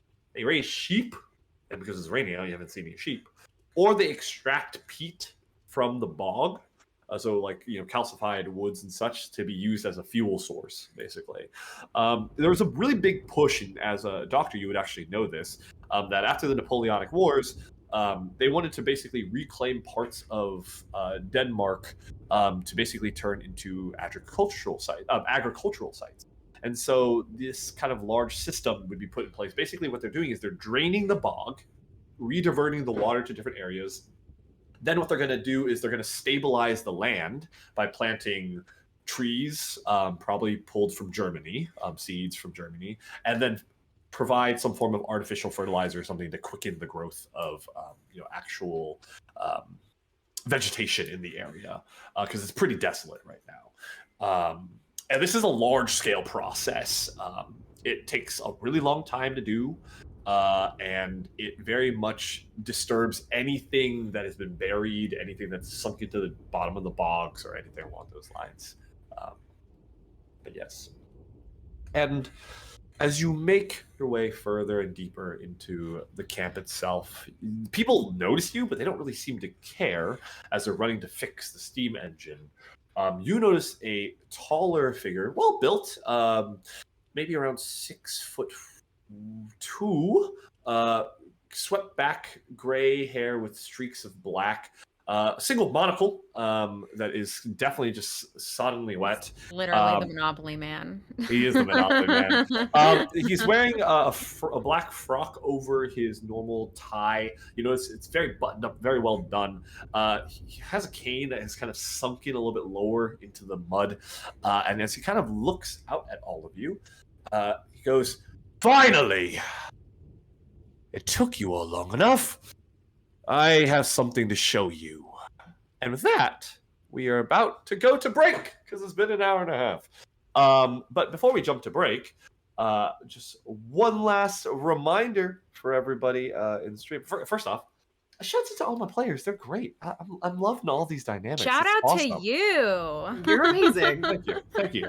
But yes, once more, as a reminder, we'll be taking entries for the raffle during the break. So to join, all you have to do is to type in the word Luna in all caps, Luna, and just once in the chat, don't spam, and y'all will be good to go. But we're gonna go to the bathroom, get some water, refresh our throats, and hopefully, I want to go wrestle a heron. So Yeah. Let's jump to break. Fabian, put on the doobly-doo.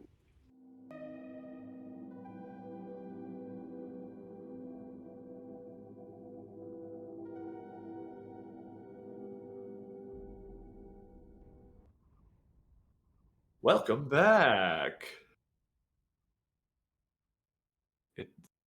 Hello, everybody, and welcome back. Sorry the break took a little long. I got more coffee. I'm drinking Ghostface mask Ooh, orange spooky. juice. Wait, where's the winner? I don't see the winner. In the chat. I'm looking in chat. What? At Tyrese. Tyrese. I can't read. So you have a GM who can't read. That's a problem. Congratulations, Tyrese. Oh my god, winning. that's my mom, you guys. That's That's amazing. literally my mom.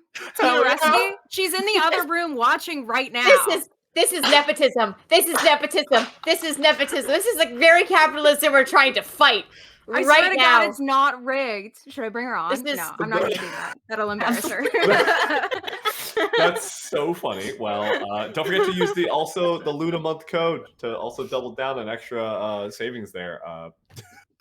Okay, let's jump right into it. Preben Rasmussen, who you assume as this definitely looks different than the rest of the workers, as everybody else is barely even covered in frocks or smock coats of some form. Finally, at least the rain's come down a little less now. With me, you're the ones that Linnea sent, correct?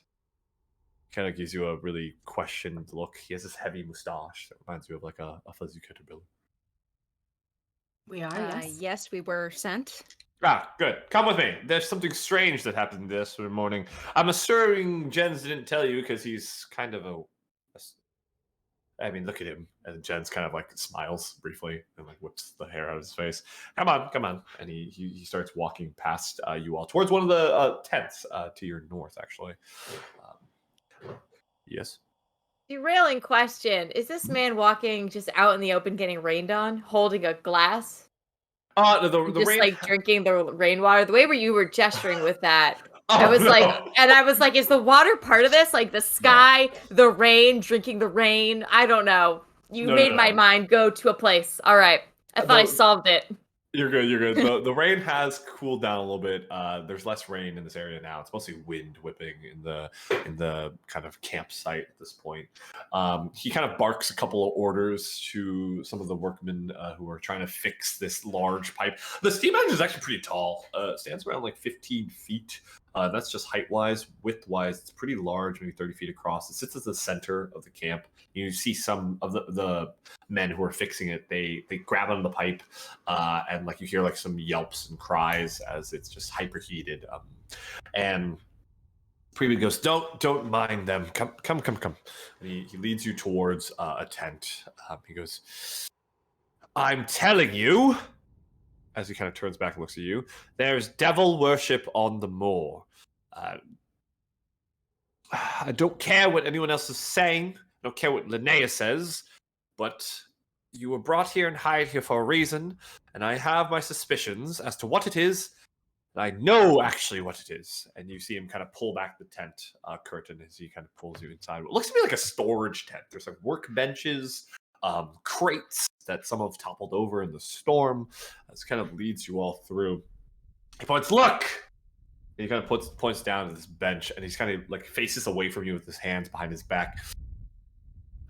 This morning we found this inside the steam engine. It must be devil worship. And you kind of turn towards what he's pointing out with his gloved hand.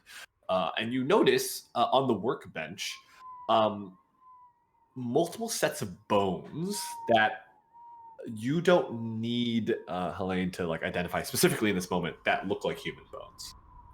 They're large enough and in the general size and phalanges and such to be human in nature. Sandman was right. There's devil worship here, and we must reclaim this land in the eyes of the Lord. He kind of turns back towards all of you. What do you say of this? It makes complete sense.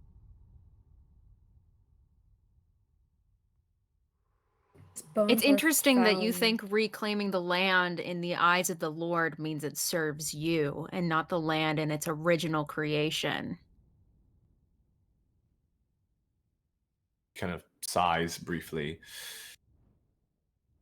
I have been tasked with a duty, and I'm being paid to do so as well. My personal religious beliefs stray far from the actual path that I'm on. But this is bright as day. The bones swallowed up in the bog. How many bodies do you think are buried beneath this sodden mess of land? And he kind of pulls out from his satchels. He kind of looks towards you, Helene, as well. He holding in his hand this kind of wet, like journal almost. He goes, "It makes sense. It all makes sense." He kind of points at the book. Helene snatch it away from him. Oh yeah, sure. And like he lets it go. To be honest, you kind of grab it. It is bound in very loose leather. It is old for sure. It doesn't look like it's been written in for a bit. The front just has a signature, and it looks to be like the letter G, and then the last name Sandman, Sandemann. It's kind of. Oh, actually, I mean, up to you. You can flip through it now if you'd like, but you have it in your hand. You have it in your possession. Right, so as Helene grabs this from him, she looks at him with scorn and says, "Well, actually, my dear, the Edinburgh Scientific would suggest quite a lot of bodies buried in the bog. Bog bodies. They are quite literally called." Kind of looks at you and goes, "But that is the thing. If you read the journal, you'll see that there are more than one accounts of devil worship on the moor. And I just don't understand. There's a perfectly viable cemetery near Viborg, and the only people who would be buried anywhere near out here would be at the Plague Cemetery to the west. Something unholy walks these lands, and that is what is going on here. And I don't understand why you are coming to me with questions when I am the one who technically am your hires." Looks some ire. We're just trying to get the information we need to help your problem. That's all. Were the bones in any kind of shape when you found them? Unfortunately, no. The machine was sucking them up, and there was a clog. One of the pipes burst. We found it inside. Mixed with other things, but we cleaned them, and we found, generally speaking, that they looked to be the size of what you see here. You see fragments, like large. There's like some larger pieces, but mostly fragments. No skull or anything like that. They're big, Oh. right? Yeah, they're Oh, go big. ahead. Pretty big. Go ahead. Sorry. Oh, tell me, my dear. You said that you suspect you know who is doing this devil worshipping, and she says it with just evident pain in her face. Devil worshipping. Who do you suspect of this? What I to believe fantasy. It looks at you and goes, "It's those oafs in Grimstead Hus to the north. If you read the accounts of Gabriel, he'll tell you that during his research and studies in this area, around the times when he was studying all sorts of things, that those in the smaller outlying communities are pagan worshippers who worship all sorts of devilish monstrosities. There's even a mention in there of a winged creature." He kind of points at the journal. There now. Forgive me for the outburst of disrespect here, but you do say that you hired us. I dare say that I answer to a much higher employ, as it were. Whose accounts of devil worship have you taken these words from, and what credibility do they hold? He kind of looks at you and just goes, "Well, you can have a first reckoning account of yourself on the moor or in the bogs, and you can ask my workmen if you want to hear their thoughts and what they've seen these last couple of months. But that right there," he points at the book in Helene's hand, "is an account of Gabriel Sandman. I think, can all of you actually make learning checks? It's a Oh, pretty Lord. prominent name. It's a pretty prominent name." Learning. Bring me your dreams. Bum, bum, bum, bum. Knowledge is I rolled a knowledge 5 and a is 6. overrated. Jesus. 2 6s. 2 1 6s. 6 in a Okay. miracle beyond reckoning. So, for Ida and Den, you both know, and also Helene, but Helene, you get more knowledge because you got 2 6s. Ida and Den, you both know that Gabriel Sendman was actually a pretty prominent folklorist in the area. Most of, like, I wouldn't say that, like, the Thursday Children of the Society uses his, like, writings, generally speaking, as, like, text to teach new hunters and things like that. But, like, he does have decent recollections of, like, seeing Vaesen. You suspect him to be a Thursday Children at one point of his life. He spent a lot of his time kind of like in deep cover, like a lot of anthropologists do. He spent a lot of time with specific communities out in the wilderness to understand how they would interact with Vaesen. And generally speaking, he is a reliable source to a degree. Like better than most like people who ramble about Vaesen. Magus, you don't know who this individual is specifically, but Helene, you actually know something a little bit more about good old Sedman.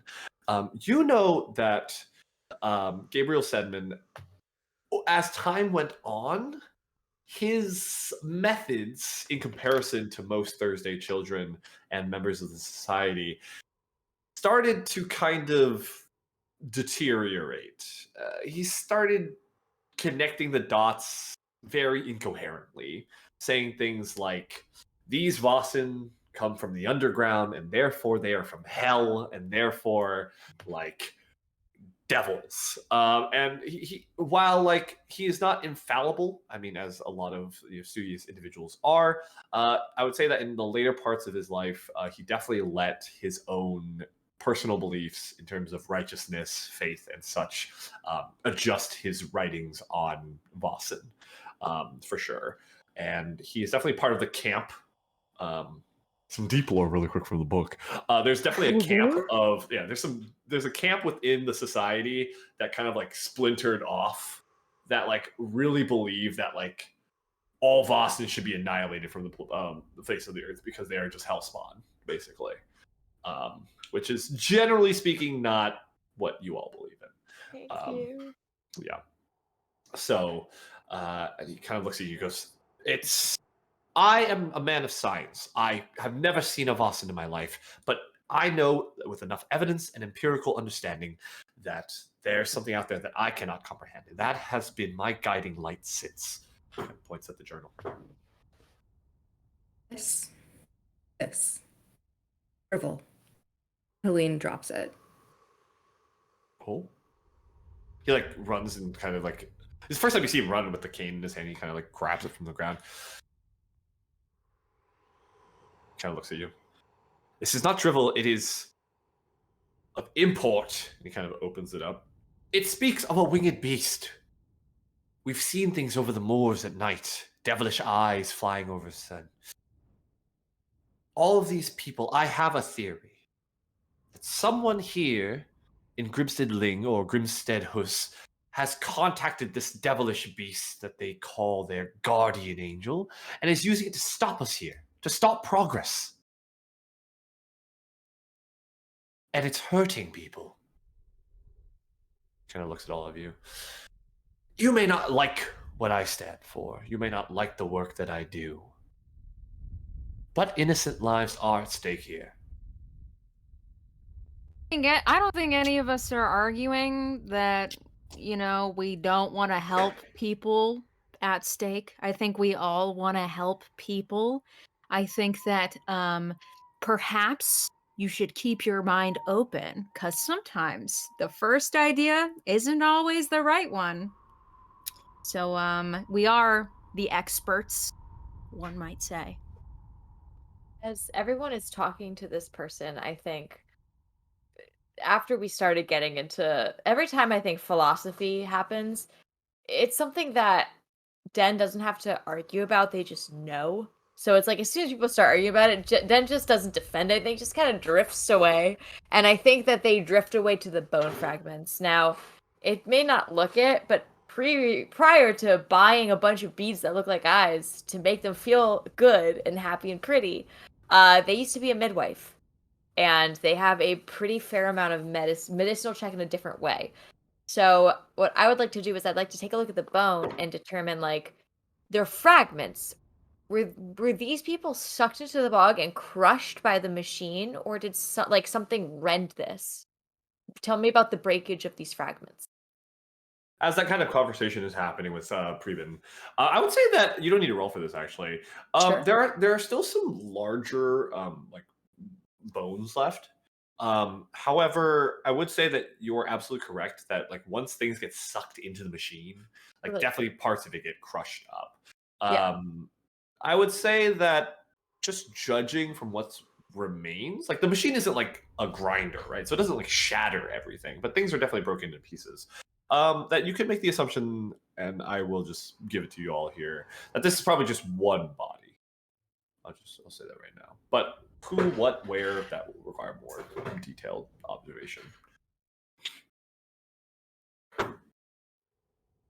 And hey, remember how I have a skill that lets me talk to the dead sometimes? Okay. Hey, I'm gonna glance over. I'm gonna make eye contact with like whoever's looking my way, a kind of like look of like, don't make sure he doesn't like look over here. Don't let him see what I'm doing. Because he's been talking about like Satan and devil worship. He's not gonna like what's about to happen over here. Preben and Magnus sort of takes his shoulder and tries to sort of guide him away. It sounds your soul has been heavy of late. When was the last time you took confession? Takes a breath. I've been out on this moor for 3 months, so it's been some time since I had a chance to see clergy. Oh, to say that there's devil worship, it's no wonder. Will you come and sit with me? Will you just come sit beside me? For me, if anything. Nods. Wow. Usually this would require a manipulation check, but he is a man of the faith. The face. Also, that's such a good move. He heads over. He heads over as you kind of sit with him. I just want to get him away. Sure. You three are around the bodies of the fragments of bones. I'm going to take out the cane and I'm going to tap 3 times and it's going to be that same kind of echo.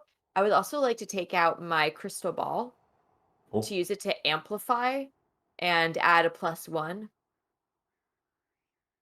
Okay, I like it. Yeah, so I take it out. It's almost like there's something about it's very like crystals, so like it doesn't look mystical. Everything that they do, it's like if you don't believe in it, if you're not looking for it, you will forget about it. It's not big enough, so it's not something to shake anything. So they're just kind of whispering over this like crystal ball and knocking a weird rhythm, and then I Okay. will roll. For it, see what you get. Yeah. While this is happening, Ida and Helene, anything you'd like to do? So I can get an understanding of the general Is area. that just for ambiance, Den, or is that doing anything? This time they glance over and they don't respond. They're just muttering like they can't seem to stop. And they just go back to what they were doing. Not ambiance. Does need it. Cool. Very cool. Or do I? No one will ever know. A Helene is mystery. also Yeah. very interested in the bones, Okay. but from more of the medical standpoint to see if there are any markings. It's usually quite clear if a body has been disarticulated by another person or attacked by an animal. Totally. Make a learning check for me as well.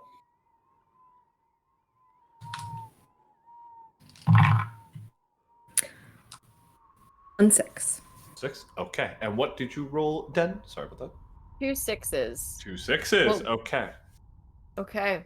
Okay. I just don't want to summon anything in here. That would be, I think, not good for us emotionally, physically, or apparently spiritually. Summon a little something. So, I think it would be great for Helene if you summon the ghost. so as wow, this is something. Magnus, as you were talking to Preben Rasmussen, he is confessing, of his ways and his anger and his frustrations and how he's been, yelling more than he should and things like that. You're mostly trying to distract him, but you also believe that, he does have rational reason to him. Helene, you are inspecting the bones. I will say that with your success, that you can pick out 2 things, maybe 3 things here. Just 1, because you're very skilled at your job. 2, because it's one shot. So 1, you pick out that there are some marks on the bones from what seem to be like gnawing from animals of some form. So that's easy marking that you can kind of remove those. Like at some point, this was gnawed on, chewed on by some animal. You do not notice any form of breakage, slash marks, gash marks, chipping away from anything that seems to be like a man-made like weapon or physical object that could be used in a capacity outside of the breakages that seem to match up with the sizing of the steam engine when it did like the suckage of it. And finally, you could tell from just like from some of the pieces, and you actually notice that one of the pieces had fallen off.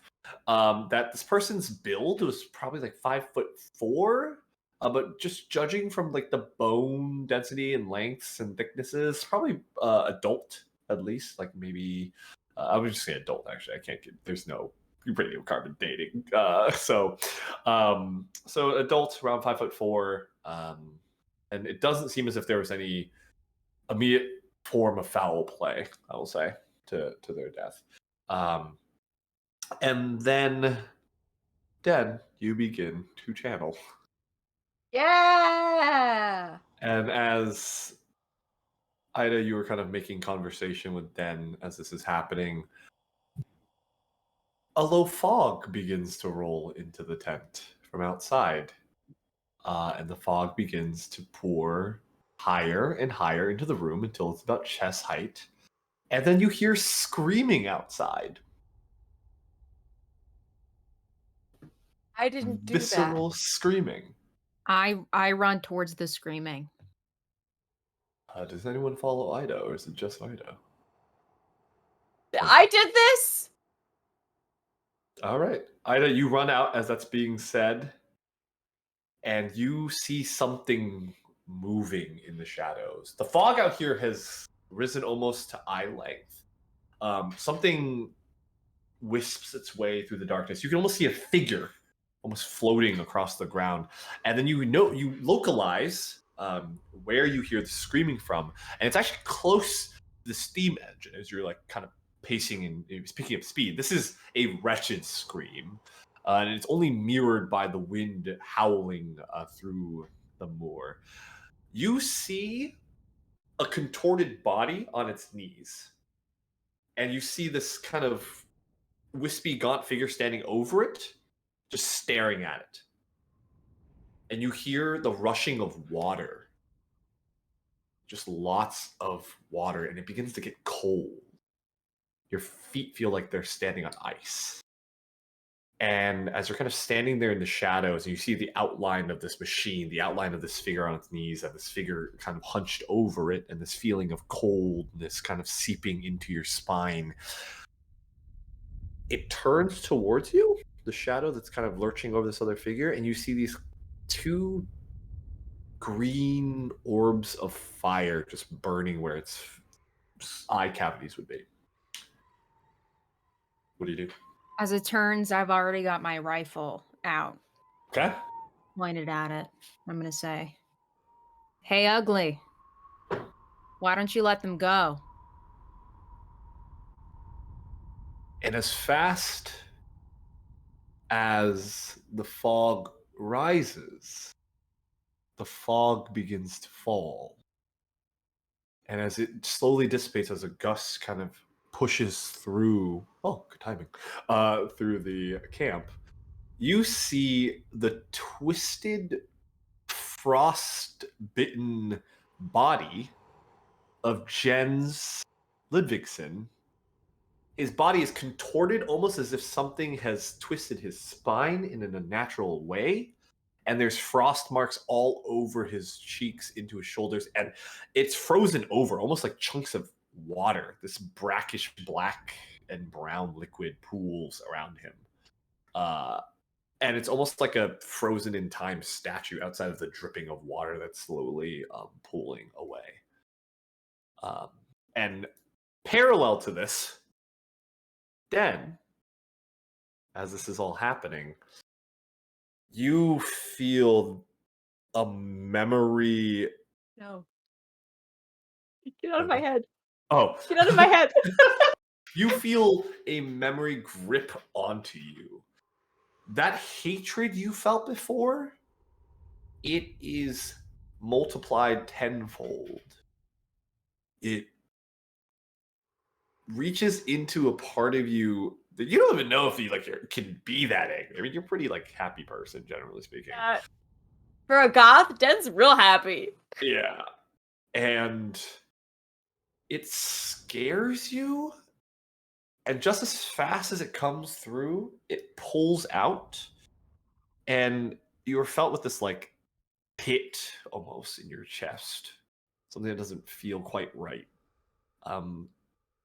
You actually take 1 point of mental damage.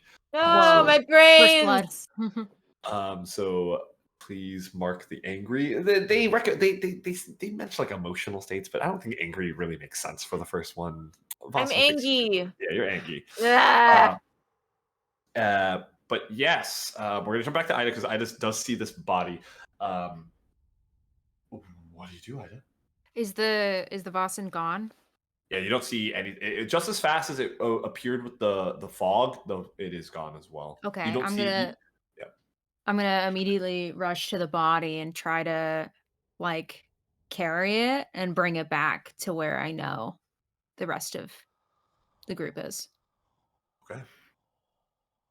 Seconds later, as you're all inside this tent, just attending to what just happened, you see Ida almost pull in this wet, almost half frozen slushed over corpse of Jens, who looks in like almost like parts of his blood has definitely like purpled over, almost as if like extreme forms of frostbite almost. Can anybody help him? Is he gone? Can we help him at all? Dan, can you do something? I can't heal. I can only look. That's I'm not a doctor. Yeah, but you're spiritual. Can somebody do something? I can hold on. Actually, I would like to use I'm not a doctor like our doctor here.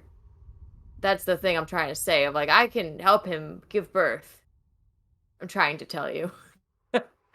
Not exactly the thing I know. I know. I'm Yeah. saying you see magic to me, so wouldn't you be able to help?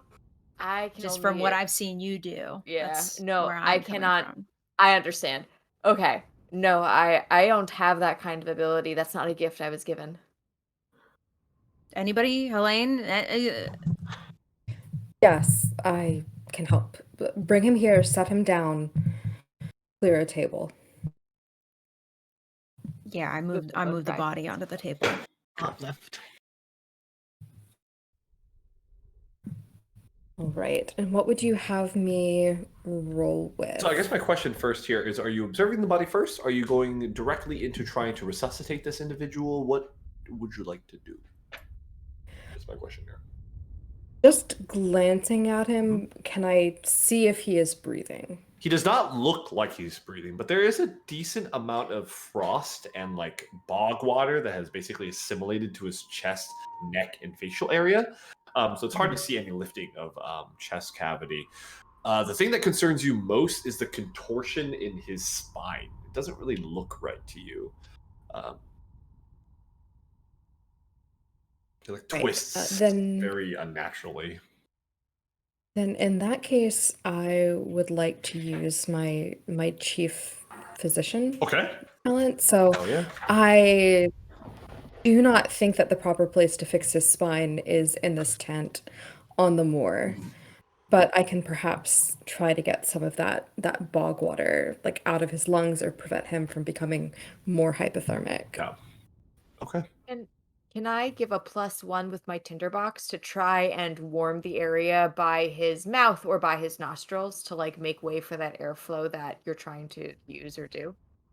Yeah, you can, and that will provide a +1 dice if you'd like. Yeah, if anyone has any like items or specific trainings that could help in the scenario, you can help an ally. It provides them an extra dice to their roll.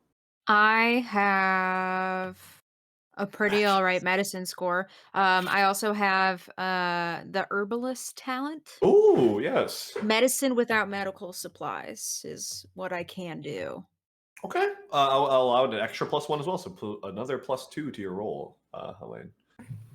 All right. Awesome. To help, then I guess I'm scouting around the area and trying to find anything, going through my stores of medicine I keep on the trail with me to try to find anything that's going to help either like relieve the pain of this victim, anything like that. And Magnus, what you were saying?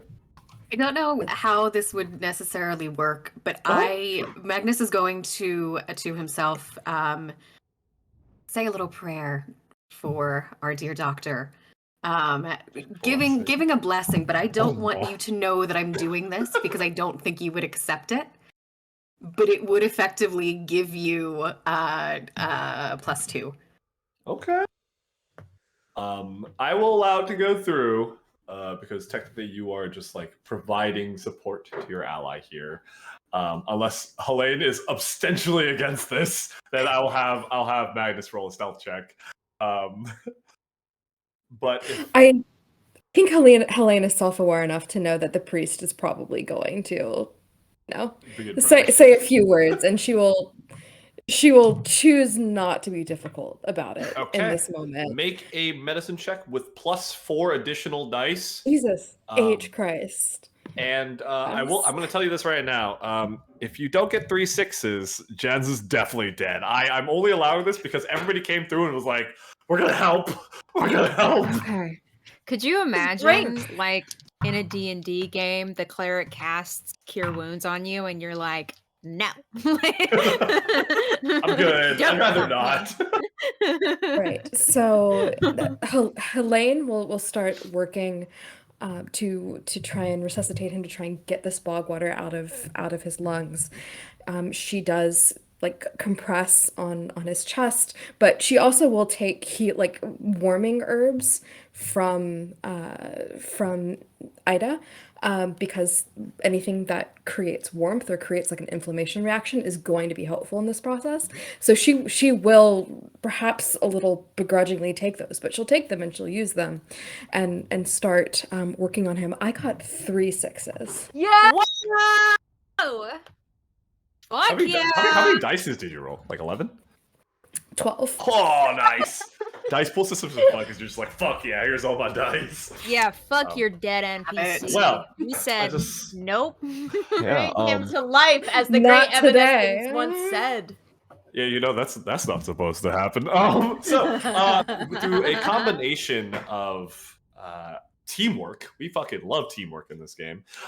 You begin this meticulous process, and for a moment, as you are doing this, you're truly wondering if you will be able to even save this person. I mean, Jens, you only met so much earlier, but through efforts and maybe by the grace of something outside of just your normal capacities, Jens begins to breathe. Is his spine super not okay? Yes. But Jens is alive. And currently, I will say that with a mixture of whatever is in the herbalism kit and also the your own personal equipment, Jens is stable, but is on some heavy medication to make sure he doesn't feel anything right now. I was gonna say I definitely give him some morphine. Yeah, Yeah. he This is. would be so much worse. What is it, like 1890? Like The rest of his life on morphine. Christ. He is currently knocked out on this table, Holy shit. parallel to the bones. And Pribin is just like standing there and just goes, "What did you see out there?" And kind of points at Ida. it was I What did you see? it was I think it was a Vaesen. It was a shadowy figure with these glowing green eyes, and it was over him as if it were casting some kind of spell, or just, I don't know, contorting his body with their mind. It was really off. It was a lot. I heard the sound of rushing water, and it's not like any water basin I've seen before. Kind of looks at all of you. You see, he kind of like starts to seethe with this kind of fury. You know that he works closely with Jens. Jens is his assistant secretary. He picks up, well, not picks up. He's holding very furiously the journal that he has. He kind of flips the pages. It's those fools in Grimstead Hus, and he turns around and walks out of the tent, and he starts yelling at some of the workmen. Get your things, boys! And you hear him yelling in the distance to get individuals with him. I'm gonna chase after him. Yeah. I'll follow. You can't blame all of your fucking problems on the pagans, dude. Sorry, it's 1890. They probably didn't say dude. Yep, hey, bro. They do, but Did it's they start Fortnite dancing? No. Dab I on said, Mr. Monopoly, baby. you can't just blame all of your fucking problems on the pagans. I know that it seems like an easy scapegoat for you, but this is obviously something bigger that's happening. You've built your land on somebody else's home, and they're retaliating. That is what's happening here. It isn't somebody worshiping the fucking devil. This is not that. And he looks at you. I asked for your help in this endeavor, and Linnea is a trusted individual. we may not see eye to eye always, in the terms of whatever Vaesen you can see that I cannot. But they are hurting people now. I Okay, need that's answers. that's great, but I'm a Vaesen hunter. I don't hunt people.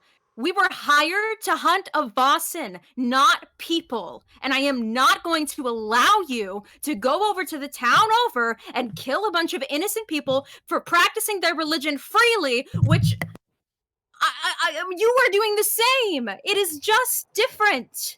We are not going to solve anything through violence in this way. If anything, we should be allying ourselves with them since they're probably affected by the same bullshit that you've caused over here. Make a manipulation check, please. Ooh. Den's in the A back, lot of like, empathy. I would like to add to this. Hi, I would like to add, however, instead of adding to a manipulation, Alex, I would like to do a magic trick. Oh my god! I would like to be behind, and I would like to appear next to them and, like, do a conjuration of, like, our, like, creed? I don't know. Like, something like, I would like to come up next to you. I'd like to help, whatever. Take a +1 for the other one. I don't think I can make this work. we like the effort. We like the effort. Fuck, I can't make this work. So should I roll you one can more? roll one dice. That's good. The 'cause this energy was a is bad fucky roll. wucky here. Energy? Just like- Pretty fucky wucky. This was a bad roll, you guys. My highest was a 4. Okay. I got 2 1s and 3 2s. Prebin That adds to a 6. that adds to a 6. Okay. Yeah. Prebin looks at you and goes, I thank all of you for at least keeping Jens alive, but I need answers. And he starts walking. I'm gonna go right by him, and I'm just gonna, like, put my hand up. I don't think Den touches people. I think they don't like it. So it's gonna be kind of those things of, like, hand almost goes to, like, stopping, and then a crook to follow.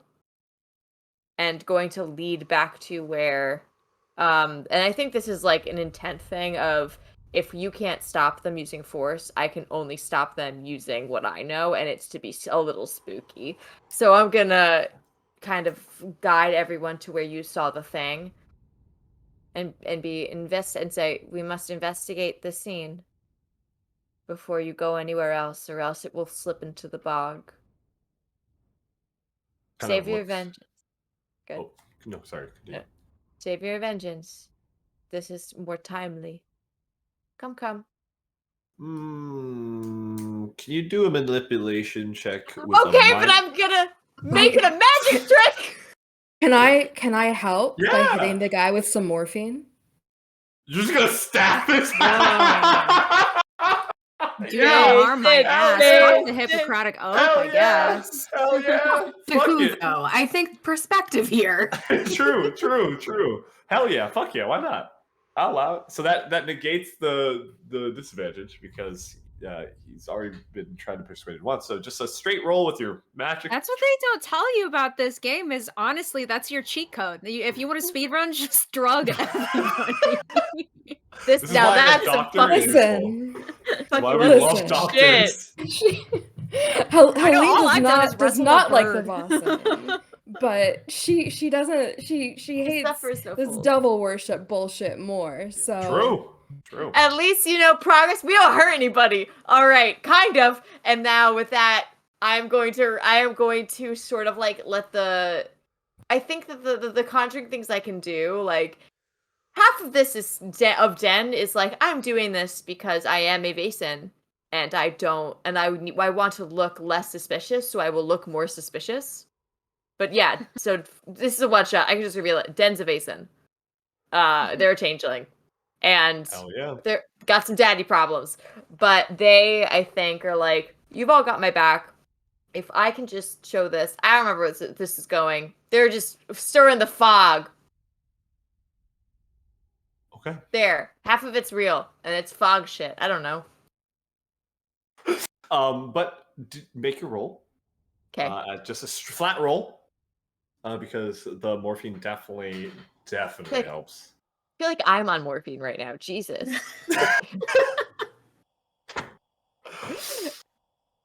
So that changes it from a manipulation roll to a stealth roll. So that's Yep. 2 plus precision is going to be 6. Hell yeah! Fingers six. crossed. Oh! That's gonna be 1, baby. 1-6. Okay. Give me 1. He kind of looks at both of you.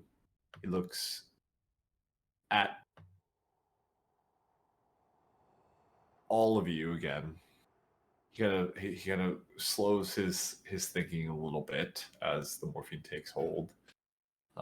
He kind of looks around. What do you want to show me before I head to Grinston Huss? I don't like this man. I don't like that he's bossy. I would like to drown him in the bog.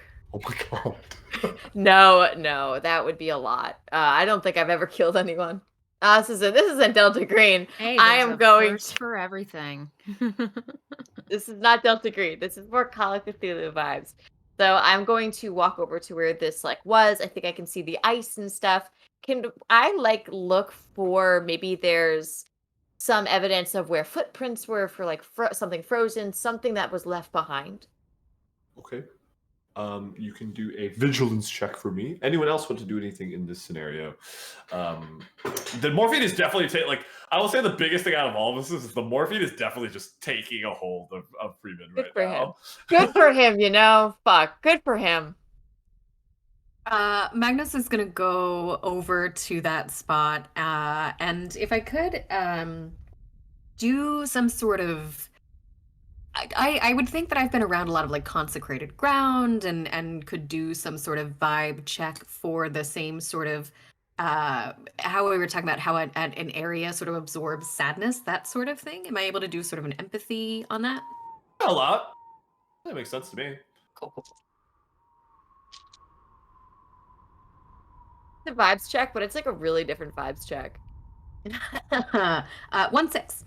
1-6. Den, would you roll on your vigilance check really quick? 4 6s? Oh my You don't see me do my little dance? That's wild. Okay.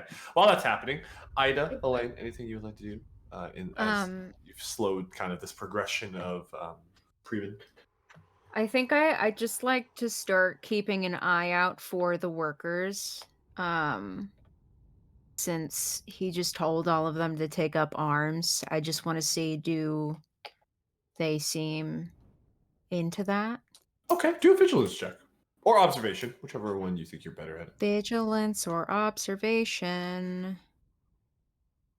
Observation. That's what we're doing. Okay. Okay.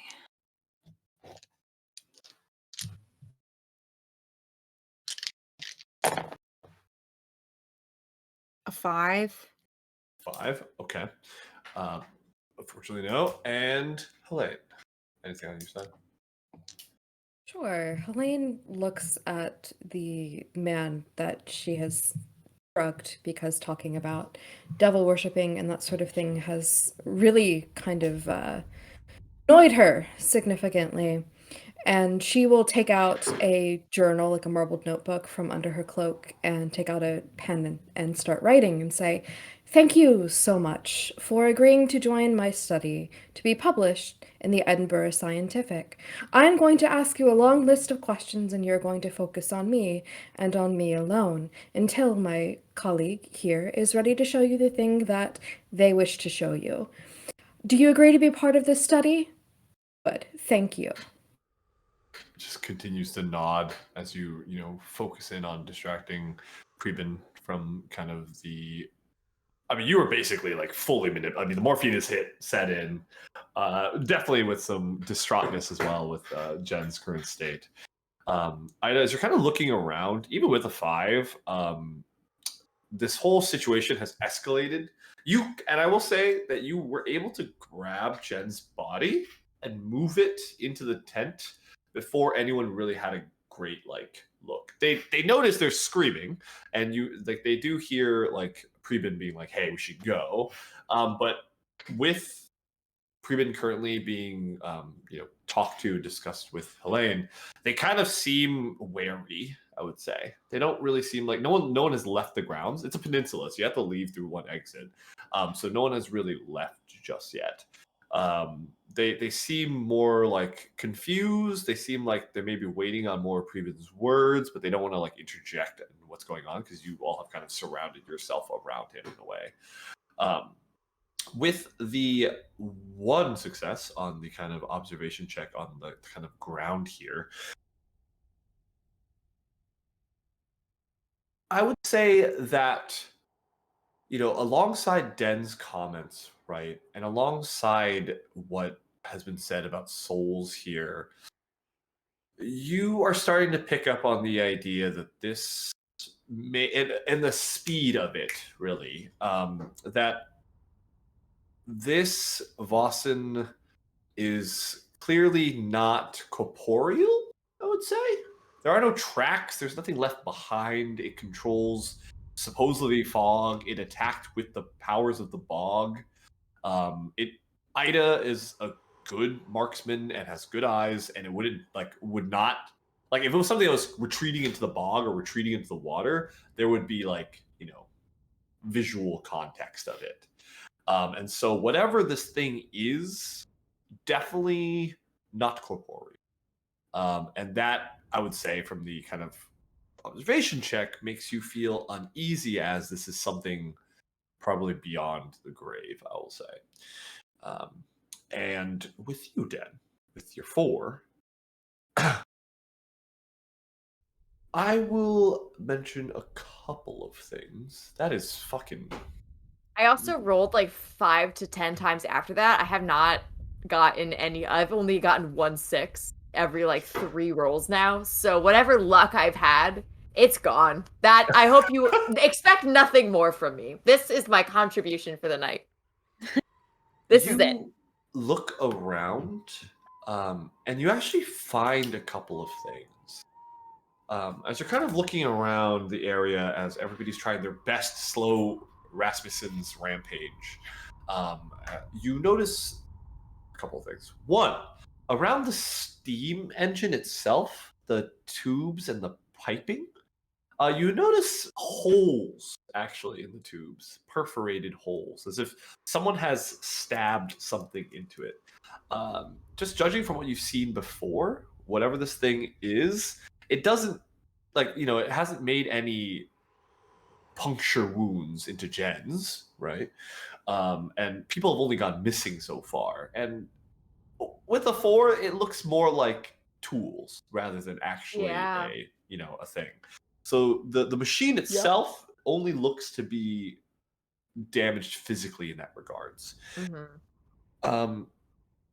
The other thing that you find, interestingly enough, half buried in the pool of sludge that was near the kind of spot where Jens was basically frozen in place, you find this interesting little thick bundle of twigs that is currently wrapped around with like reeds and some heather. It's like the kind of broken down pieces of heather, and also interestingly enough, almost these kind of frozen and almost amber, but like bog water instead, peonies and forget-me-nots. And it looks like there'll be a little charm of some form. Of course it is. And amazing. Yeah, I'll say that with the 4. I mean, that's a very good roll. So I promise you, I'm gonna suck for the rest of this. I'm looking at this. I'm going to bring it back to the group. I am of the old faith. I midwifery, charms, trinkets, the gems, and kind of the more earthy forms of herbalism and things like that. Would I know what this charm was intended to do? Yeah, actually, you don't need a roll learning check for this, just based on your character's backstory as well as being a Vaesen. This is a ward of protection. It protects from evil omens. It protects from malicious creatures and malicious things. why it was left in the place of a body that was just contorted is kind of strange. Interesting. I'm going to show it to the group and relay everything that I have now found to you guys. Sure. Preben is definitely just like dazed into like a state of, I wouldn't say like catatonic, but definitely is like. Oh, he basically said all what I am should be murdered. So like I don't give a shit about him. I hope he dies one day in a cruel, fiery, awful way. Those are he hasn't passed the vibe check. So we're ignoring him. This is for the gang. I mean, this might be a little out there, but what if the Vaesen left this because to them, these people are evil? And I gesture to Preben and the workers. I don't think that's a far reach at all. I think, based on everything we've seen here, none of their behaviors have been anything close to what I know as godly and good in this world. But what I do know, especially with our sweet friend here, and he gestures to our dear occultist, is that evil takes many forms. This here, and he points to, I'm guessing, drooling Rasmussen at this point. This one I'm not so sure. Regardless, we need to figure out what we're going to do about this.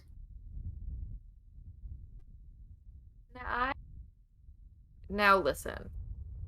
Can I identify what this is at this point with the clues we have been given? I'm not sure how identifying something with prior knowledge works. For example, like the church grim with the bones. How do we discover that piece of it? Yeah, of course. I mean, I think there's a decent amount of knowledge here that I would make it probably a learning check of pool 2 to see if you can make a decent like assumption here. There's still a lot of like open like questions, but like you've got it pretty locked down. Are you trying to identify the Vaesen? Yeah. Mm-hmm. Would I be able to with my personal experience with water-based Vaesen?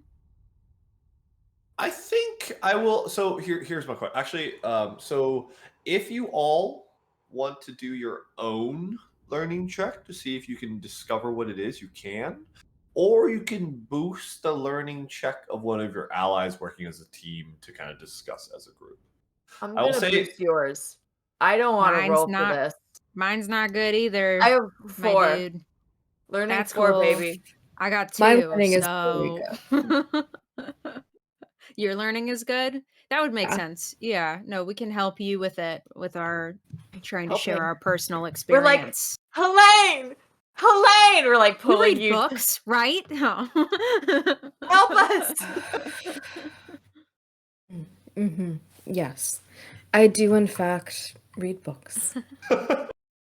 No one else you do. We're all like... Well, the father only reads the good book. It's the only book one needs. I suppose it depends on one's definition of good. All right. Guidance. For enjoyment, there's others. What bonus do I get? You will get An extra. +1 from Den for sure. +2, I'm going to say from Ida because of a dark secret that has to do with some water-based Vaesen. And if Magnus would like to help out in any way, Magnus is more than willing to, but that is up to them to decide. Of course. Thank you for your thoughts and your prayers, Father. It's only for me.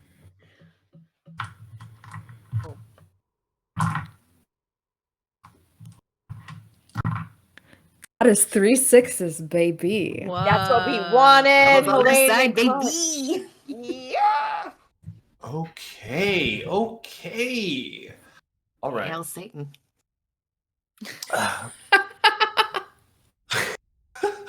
As you were all standing together, Not you too, Doctor.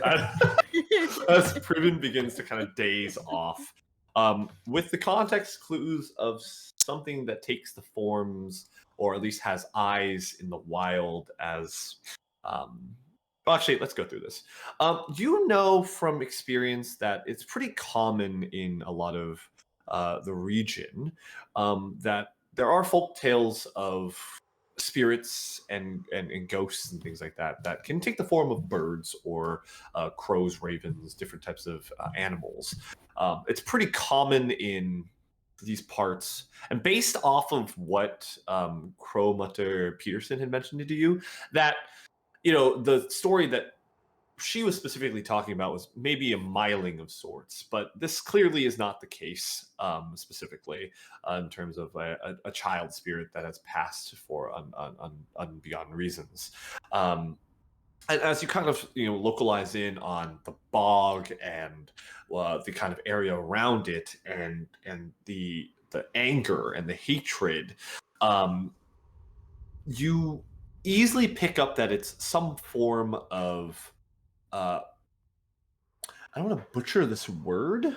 I'm using this as a fill-in, but it is a draug, or a form of like revenant-like spirit.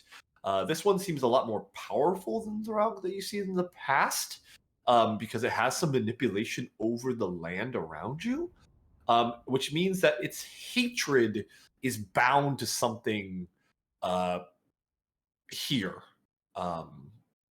In this particular case.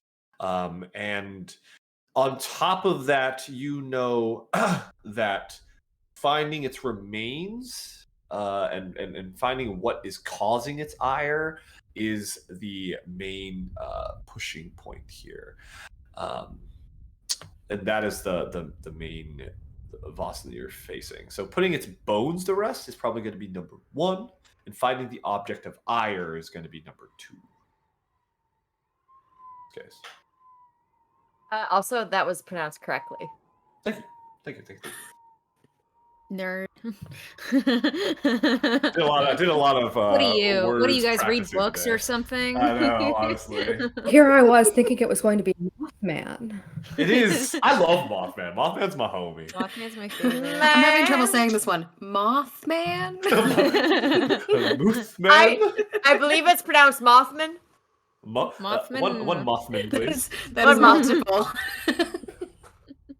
All right.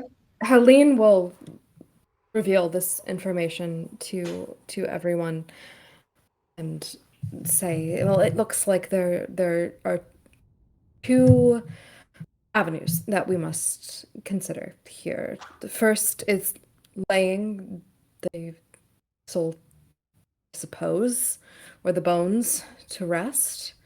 Might be more your purview, Father, than any of ours. And then second, there's something here that is angering it, and perhaps this is how we banish it and rid the land of it. I did see the stab wounds in the steam engine itself. My bet would be that, in my estimation, is the source of hatred. Now I know this might be at odds, Helene, with what your beliefs are in terms of progress, but if I may, gestures to the village beyond. The village beyond relies upon the swamp for their needs, such as ale, such as growth, and so does the swamps help them maintain their farmlands. This is progress in the wrong kind of ways. This is progress in a way that kills versus helps. Would you be willing to destroy the rage object were it that case? Helene steps forward, and if you're willing to let her, she will actually hesitate but reach out and take your hand and say, my dear, I do not despise the Vaesen. That is not why I do what I do. I simply see their way of life is being incompatible with the way the world is changing and growing. In this instance, it is better for the people still here who are surviving. If we remove this, and with it, the Vaesen from the landscape. But, my dear, I also worry that the way the world is moving is also not very compatible with you. And that worries me. I think Dan is going to, in a very rare move, has kind of like flinched away a little bit, but then brings the other hand back and holds it. A sign that I am not afraid of is that we are friends. I do not despair of the future. As long as we are together, I celebrate it. For at its heart, that's what spirituality is, a celebration, is it not? So come, let us bury some bones and celebrate. Also, if anybody comes for Den, I'm gonna shoot them in the face. I'm I hold my Hell gun. yeah. going to light the tinderbox as I hold your hand too. So it's like beautiful moment. Click. I would also like to I would like to see that burn down. Very much so. Dear Doctor, surely you agree that there can be no progress in any area without peace on the land. Colleen looks at this monstrous contraption and says, I suppose in this case it does not look much like enlightenment to me. I love it when she does that, Den says. I love it so when you do that. And is going to give you a little air pat by like your cheek kind of, and is going to step back.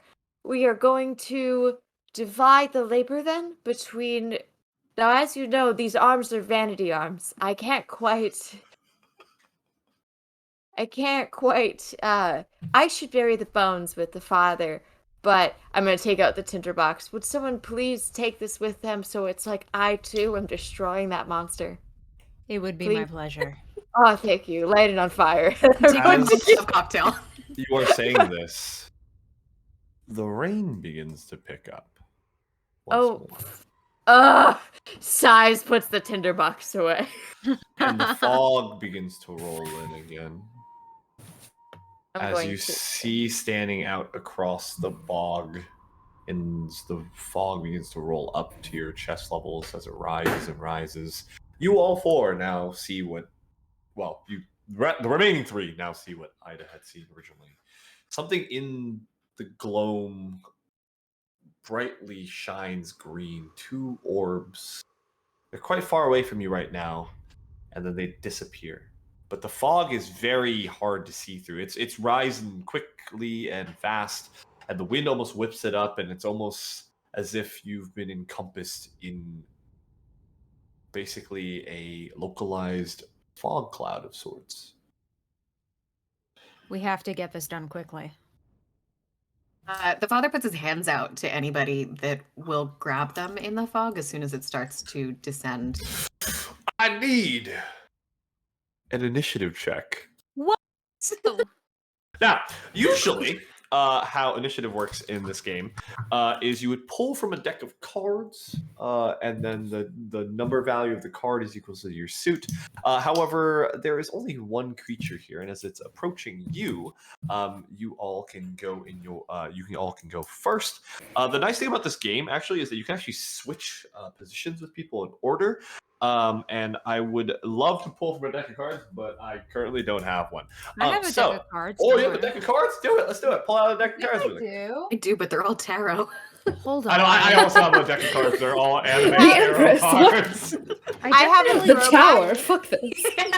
I have a throwback for you. I have a deck of old Mad magazine cards. Nice. Throwback, the truest throwback. Anime tarot cards. Ooh. Are those real cards? Is The that Mad Rurouni Magazine ones? Kenshin? Is that Rurouni Kenshin on there? It's not, unfortunately. It's Fucking liar. They are unopened. Maybe. These are. I I've don't had think these I have for them. 10 That's okay. years. That's okay. Everybody just roll 1d6 for me. We're gonna just change up the rules really quick. Old-fashioned way. Old-fashioned. Just let me know what Sorry, you roll. guys. I thought I had a deck of cards. It's in okay. there. It's okay. That's my fault for not being prepared. So let me write down some notes. So Elaine, you got a 4? I did. Nice. I like it. Okay. So, I got a 5. Oh.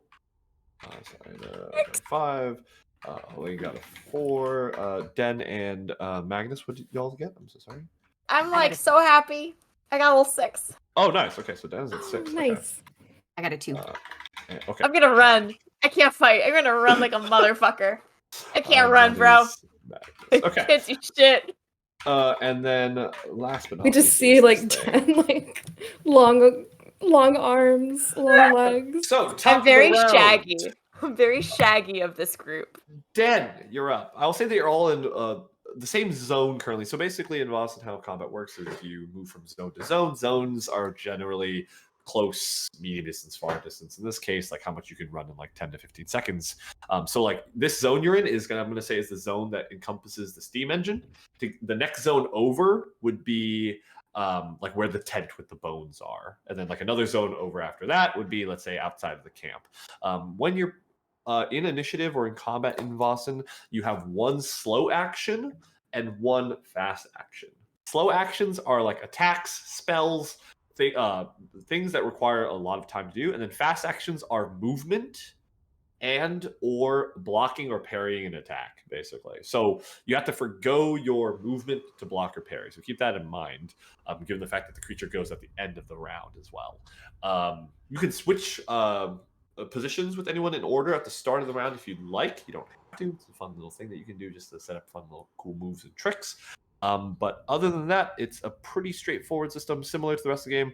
You make checks with your d6 rolls, and if you get any 6s or successes, kudos. So, Den, you're up first. What do you want to do? I'm going to change over the music really quick.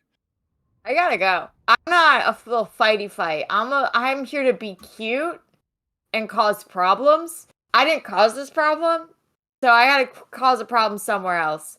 So I'm going. I'm gonna reach out somewhere else. I'm gonna go be cute and cause some chaos somewhere else. I'm gonna, because the father had already held his hand out to me, I'm going to grab it and I'm going to shout, "Where to Bones?" And I'm going to start trying to pull father through the mist and run. I know you and I are not fighty. No, we gotta go. Nah, a string bean of a man is not doing. No, we're 2 little string beans hopping our way to freedom. Like, we're just... Go get them bones. Get the bones. And I would like to use that as my fast action. As a slow action, I have my cane. I have my father's cane. Mm-hmm. And with this raven on it, and I'm going to use it to make sure to try and like get there faster, so we don't fall into any like swamp things that we were warned about. Yep. Because we're in the dark now, and I want to make sure we're alive. So. Yeah. Okay. I'll allow that. You move 1 zone over with Magnus. I'll allow that because you're not doing any like major action with your turn. You get to the precipice of the tent door. Anything else? Just want to double check with you before. Ida, what do you want to do? Great. Yeah. So you bury the bones. I'll try to hold her off. When I say that, Helene, can you try to start destroying the object of hatred from it? And I'll just stand here and I'll shoot her for as long as I need to. I can do that, certainly. Cool. And I've got this cool thing. I'm a marksman. Hell yeah. An additional 2. So this is a lot of dice. 5 for precision. 3 for combat. Plus 2. Hell Yeehaw. yeah. You get a lot. This is a handful of dice, y'all. Holy shit. And I do want to get far enough away from her. I don't think I'm up in her business, but I just want to clarify. Okay, sure. Yeah. Hey, all those dice, only 1 6. Sometimes it be like that. You bring down your rifle. You see you know to aim for these types of creatures. They move quick, but you know what you've seen before. These kind of emerald eyes that kind of haunt through the fog. You pull down with one rifle and you shoot. and it lands right into where maybe the chest of this creature would be. You see like some shift in movement through the fog, this hiss and scream, and then a weeping sound, and then the eyes disappear for a second. I'm gonna call out to her. I don't want to hurt you. We're on the same side. We're trying to get rid of the stuff for you, but you can't get up in our business, okay? Okay. And that'll be my turn. Okay. It is now Helene's turn. Helene will rush to the mechanized behemoth that's on the land, and instead of trying to set like a typical fire, which will probably be very easily put out by the rain which is picking up, I'm going to try to make a chemical fire. So I still have my doctor's bag, so I have tons of chemicals and shit in there. I've got like ammonia, I've got morphine, I've got so much shit. I want to mix all of that really quickly. Hell yeah. And like just drop that into the belly of the beast. Do it. Okay, so I think this could be a. I'm gonna let it just roll within a logic check, and you can choose between. I actually think it would be learning, because you're basically trying to create something that you've done before via your knowledge, not via strength or whatever. So I'll allow it to be learning here to create some form of combustion to destroy the end, basically. Okay.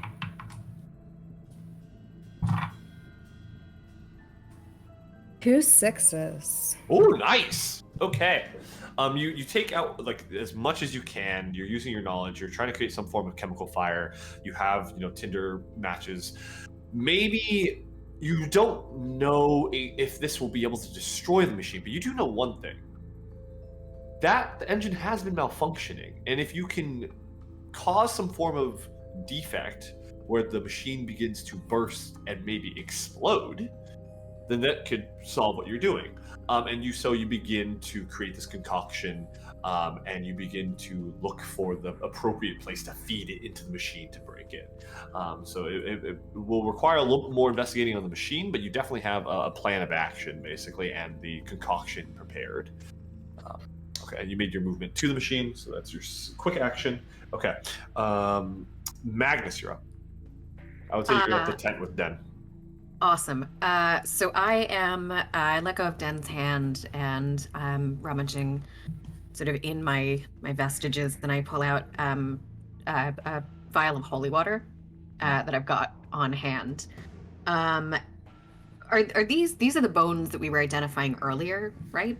Correct. I Okay. So hiss when you take the holy water out, and then I go, I'm kidding. I mean, for what little good it does, we both know. And I'll take the bones, if I can find them in the fog, with as much care as I possibly can. Is there anywhere around? You said that there's that peninsula in the center. Is that fairly solid looking? Yeah, I mean the machine is built on top of it, and you're currently on the peninsula actually. Okay. So it's fairly decent ground as long as you don't get close to the water line. Is there anywhere slightly off this that looks safer if we were to inter them? You would probably if you planted them on the peninsula, if at some point the bog would consume the bones again and they would return into the bog. You'd have to get off the peninsula, which is moving another zone out onto more mainland, where the machine has already started pumping out as much water as possible, and then probably inter them over there if you want them not to fall back into the the bog. Perfect. If this process is completed, but you're also trying to blow up the machine, so. I will then, if there's anything that I can sort of wrap these bones in with care, I will take them and start moving towards an area where I'm able to inter them properly. Yeah, there's some basic tarp on them that you've that the original workers had put them on. You pick them up, you use your movement to leave the zone, heading out of the peninsula onto more firm land. You call out to Den to join you. Yeah, I will say, as I do this, if Den wants to grab, if I've got both my hands full, if I sort of offer you my elbow as a sort of, if you want to hook on to me, and start heading out towards Harderland. Yeah. Yeah, I mean, that makes sense. You don't take a full slow action, so pulling down with you is quite easy. All right. It is my turn to bring this thing into play.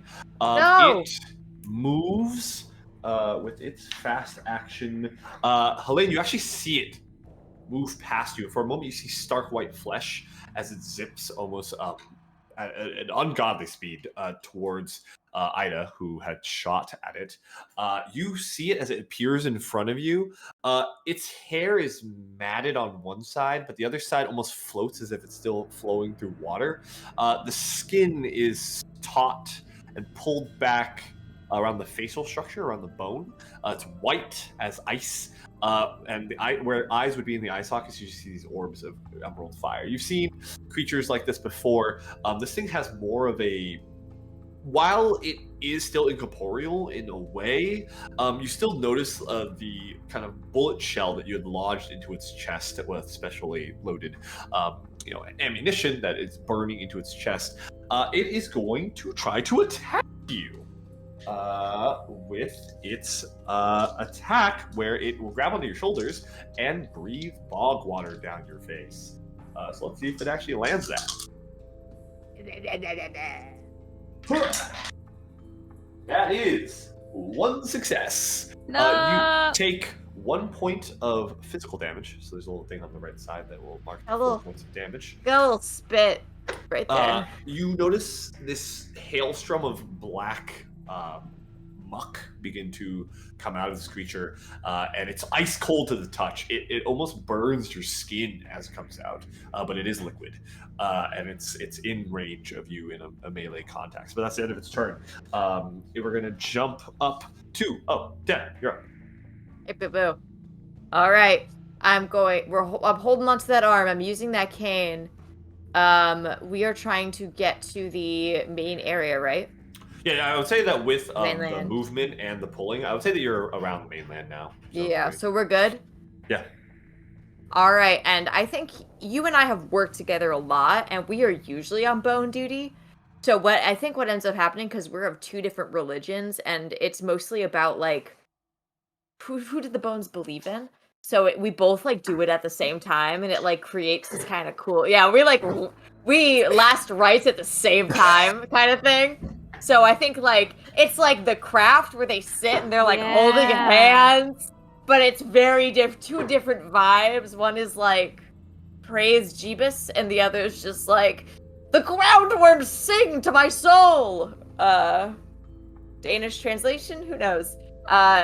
So I think that, like, it's gonna find a good spot that's dry, lay the tarp out, and let you do whatever you gotta do, but I think...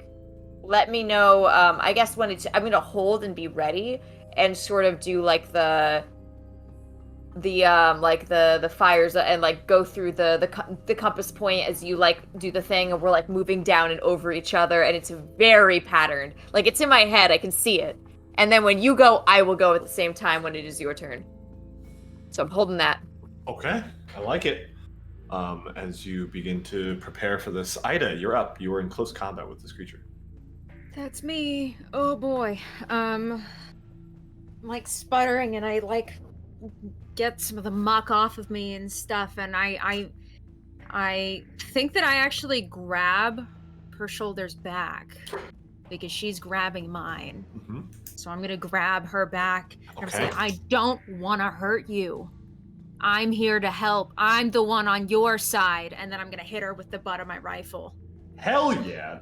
Do a close combat physique check. This is why Den doesn't get involved.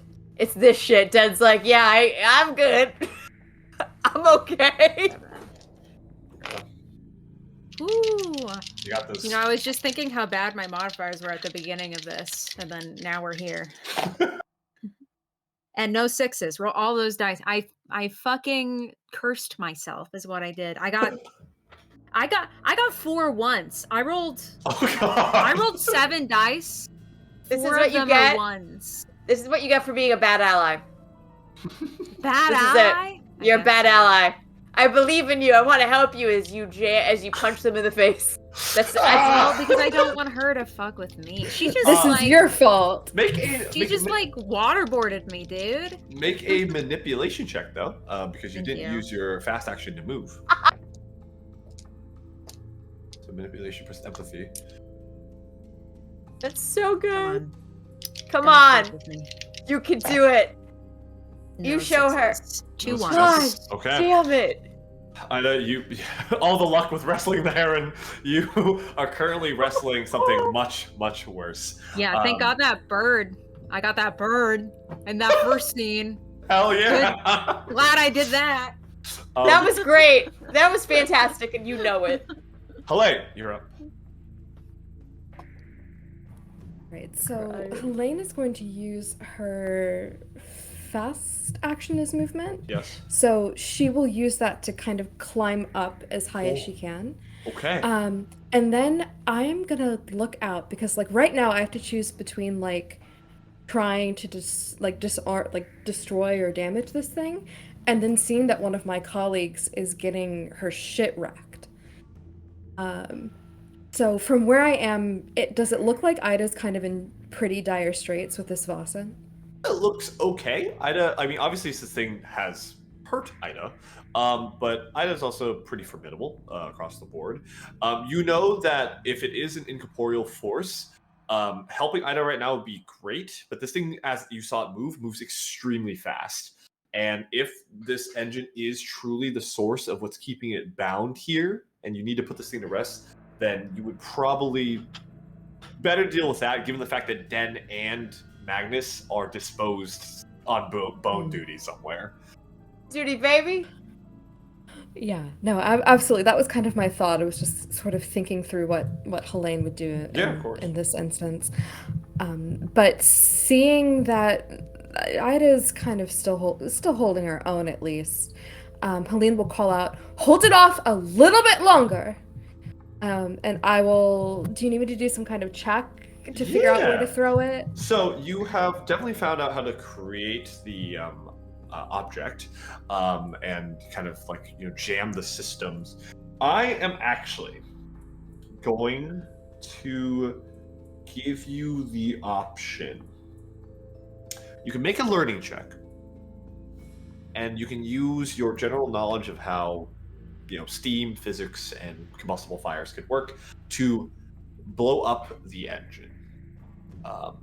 Doing so will be very, very simple for you because you just understand. It will give you some time to get away, but you don't know the immediate effects of like how the chemical fire will react with the rest of the machine because you didn't design the machine. You could also make a force physique check, which is a bit harder, but if you do so, it will provide you even more time, and because you basically are using like force to like pull down certain metal pipes and certain areas to basically like jam it in certain places, basically. So either you can use the easier roll to have like both will work. I'm going to clarify. One will have more of a delayed effect, i.e. the physique roll. And then the learning will be more destructive in nature. So that is your choice. So I'm going to go for the one that's harder because I think it's more interesting. Okay. And so Helene will try and kind of brute force this roll. Yeah. She takes off her hat and she fucking throws it. She takes off her cloak. She throws that too, and she tries to get down into it. Hell yeah! You start moving some of the piping and the metalwork around. Got a 6. Oh! My chances were not great. You put this chemical concoction in a slot. You force and pull piping and reroute some of the piping. There's muck everywhere in your hands. You're basically trying to overload the steam engine, kind of like what happened before where one of the pipes burst, but at a larger kind of interval. And when it does burst, the chemical fire will go off. This gives you 2 turns before this thing blows up, instead of 1 turn, which would have happened if you used the learning check, to get the fuck out. Use your movement already to climb up on top of this thing to get a better vantage point, which basically made that possible. But how many dice did you roll there for? Only 4. I didn't have anything to add to it. Okay, I like it. And now, Magnus, what would you like to do? In contrast to Den's very wild, very fiery, old magic, old worship, the Father's place in all of this is very self-contained. He takes out that little vial of holy water and he anoints himself, and he puts a little on the ground, and he takes out a book of Psalms, and almost in a sort of falsetto humming, and trying to sort of match what Den is also working with. Den is singing too. So I was gonna like, so Den it's old runic, so it's like the way, like it's very high, it's very like minor. You have shared with us that you are Danish. I think, yeah, you understand what I mean when it's like it is very like almost It's coming from like a. It's raspy too. It's not like clear. There's something almost like crackling about it. And your Throat voice singing? is like that, not quite throat singing. It's more like a bird, like a raven. And I feel like that's kind of like the tone while your very sweet high falsetto is going. And it's much like more melodic soothing. harmonization to your very wild, very organic. And I am working to put these bones at rest and at peace with someone that I contrast with but work so well with so often. And I'm trying to throw the soul to the sky and like let the nature take it back. And it's very like skyward, heaven, all that shit. It looks cool. You had to be there. Okay. Because this is within rational reason that you both would be able to do this and bury bones, it's not like digging is like a hard thing to do. I will allow you to put the bones into the ground as you continue this. I want to say ritual. I'll allow that as you do so, as this turn kind of passes through. Can you both make observation checks for me, please? Love to. Would be an honor. After your 2 observation checks, make inspiration checks for me too. That Those is are so cool. 3 6s. Oh my god. Yeah, I rolled Stop 7. stealing my 6s, you guys. I rolled 7 die on that one. I got 2 6s. On the observation check? Okay. Yeah. Okay, so the you feel actually, because you both are the ones who made the observation checks for general vibes throughout the start of the game. The minute the bones are put to rest, the tension in the air begins to slowly dissipate. The anger begins to slowly recede, but it's not gone yet. And then make 2, both of y'all make inspiration checks for me, please. What on God's green earth? That is just straight empathy. Yep. Oh. It There's is- nothing straight about this empathy. 1 6. 1 6? Okay. What's straight empathy? Nothing. Nothing? Okay, so 1 6.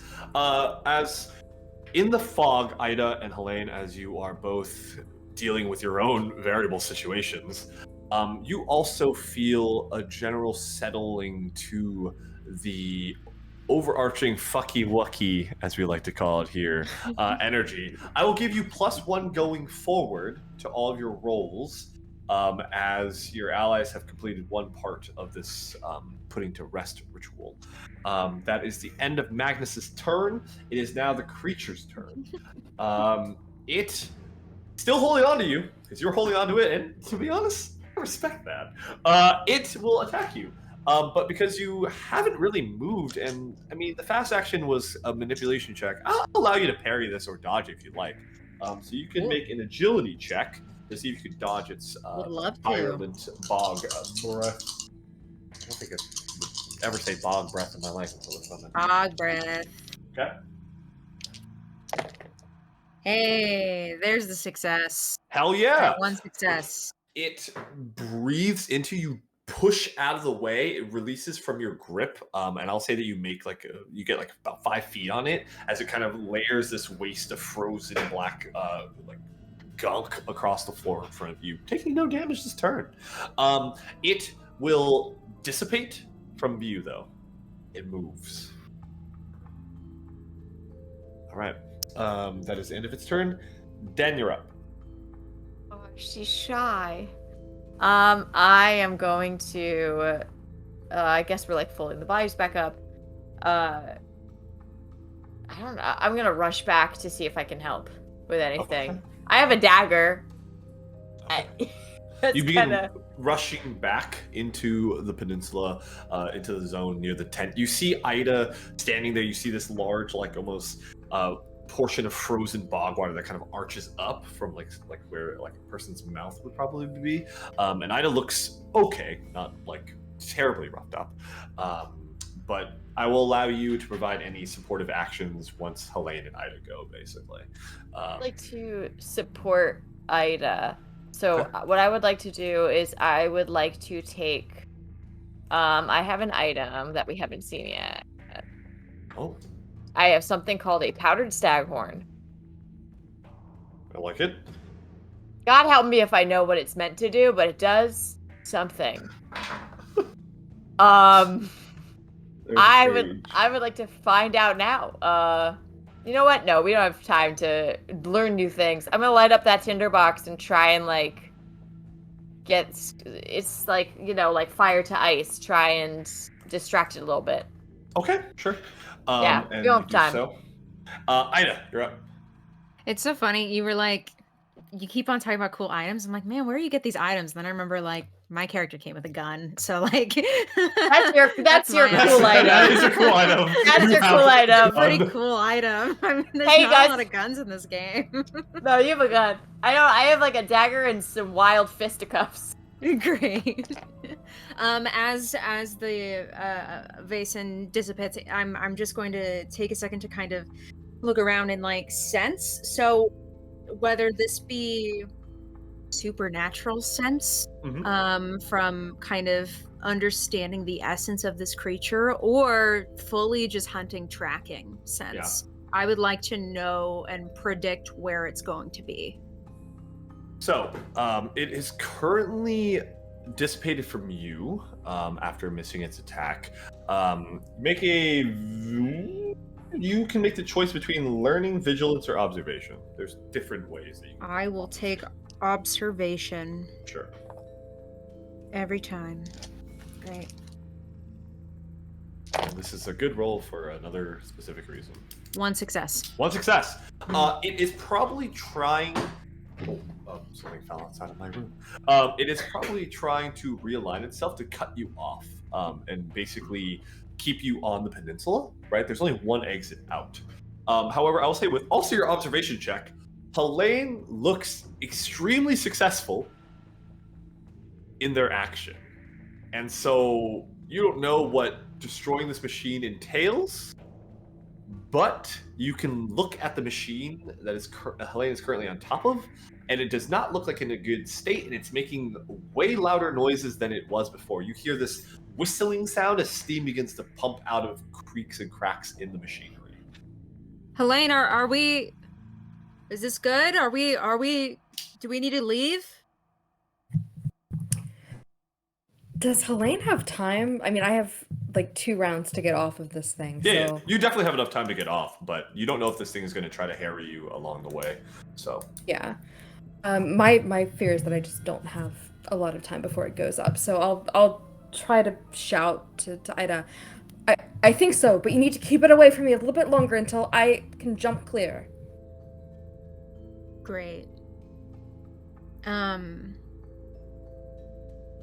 Great. So sorry. What did you say? That it was it was trying to cut us off at the peninsula. Yeah. So if you make your you don't know what's going to happen to the steam engine, right? Like it made a large exploding sound earlier. If you make your way towards the peninsula's end, and you bring like Den with you or something like that, and you provide like Overwatch, like with like covering fire, Helene will have an easier time getting away and can use both of their actions to just run, instead of like running and parrying and running and Yeah. parrying. Okay. Yeah, I would love to do that. Okay, cool. So you make your way over to the edge of the peninsula. I will say that you have +1 going forward. If the creature appears similar to like a opportunity attack, I'll let you to just make a ranged combat check to basically stop it from attacking Helene. Thank you. Great. Yeah, of course. We're all learning a system. There's a lot of things going on here. So, all right. Helene, what do you want to do?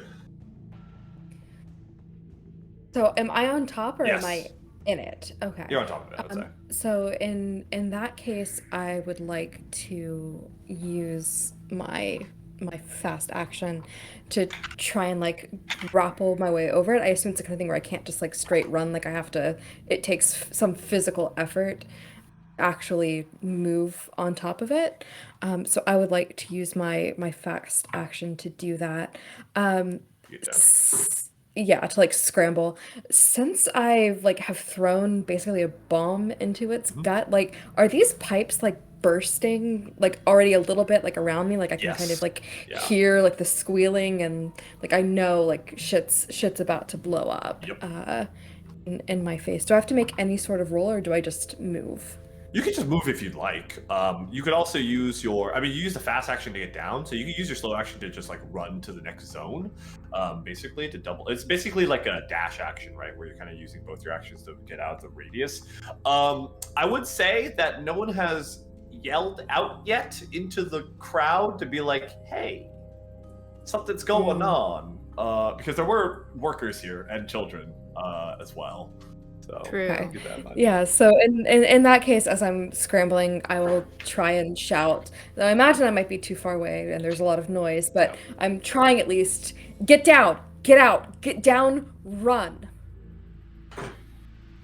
And as you begin to make your way out, yelling to the crowds, I would say through the overwatch of Ida, you notice some of the workers, some of the children begin making their way to the peninsula. You see the creature begin to appear as Helene is running towards you. It is looking to begin another attempt of attacking with its bog-like breath.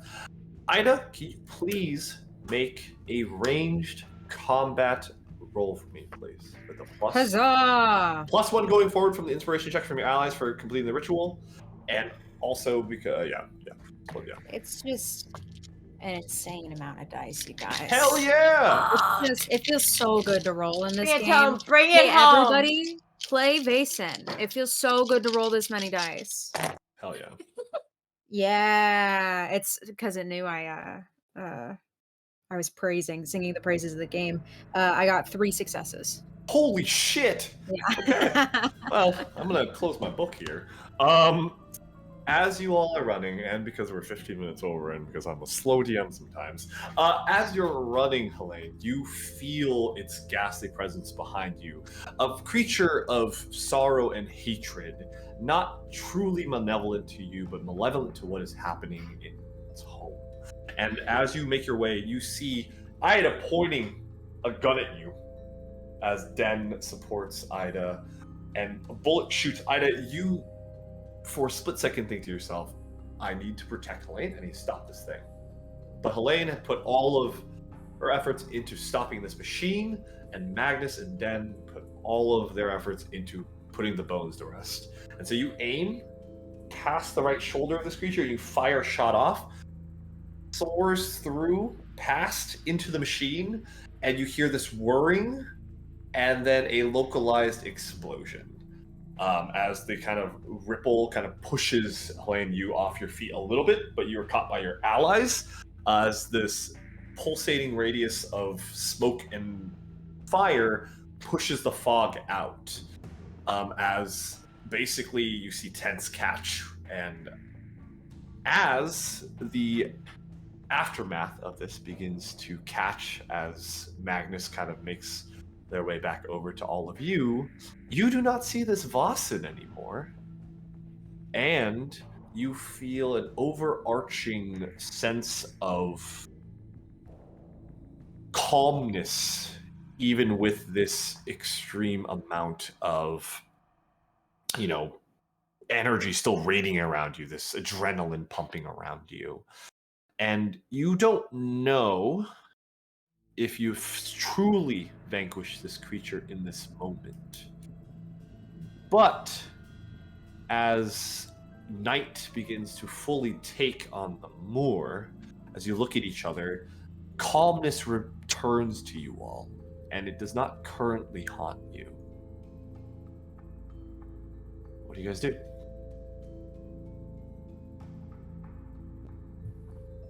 Helene will turn to Ida and say, well, for a moment there, I thought you were actually going to shoot me.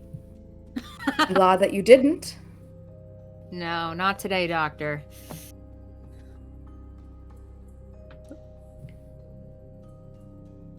Father looks increasingly worried at that. Den's not paying attention. Den is looking to the sky. I'm gonna follow Den's sight line. I'm like, can you see it? It does not make sense. The bird. And this. And as you're... Oh, sorry. Go ahead, just that's all I say. Like, look at the sky. As you are all together in this moment, there's a brief moment of calm before the adrenaline will return to you as you hear workers screaming to your sides to, bring water from the bog to quench the fires. As this outburst has happened, the storm begins to clear gently in the distance. You see for the first time since you arrived here not so long ago, stars in the sky. No curtain of rain, no heavy cloudscape. You see bright twinkling diamonds in the sky that illuminate this moor in its haunting beauty. As we bring a curtain, at least for now, on this story with our hunters, mainly because I'm so over time. I'm so sorry for cutting y'all off, team. But thank you so much, and I hope everybody here enjoyed watching this and staying with us if you stayed for the almost fucking 4 hours, because this was definitely not supposed to go 4 hours. First, before we go into closing statements and anything, y'all have a good time? I just want to make sure that y'all have a fun time. This was So fun. Yeah. Very fun. This was amazing. Yeah. Such a fun little, such a fun little one shot. Such a fun system. Great playing a badass. That's nice. Wrestling birds. Hell yeah. Good stuff, you MVP guys. shit. But yeah, totally. Once again, if we can just go through the line and give a quick little, bow and applaud, and feel free to shoot out your stuff again in terms of what you're working on and your socials. Please do. My name's Alex Wynn. DM here for the night. Criminally behind, and I am so grateful to have such thankful and super fun players who have such depth built characters right off the bat. Catch me at Alex Greenwin on Twitter, and when I return to run other game systems. Yeah, my name's Anais. You can follow me at Anais R. Morgan on any platform. I'm on the internet. My dad and I have a Cyberpunk Red actual play.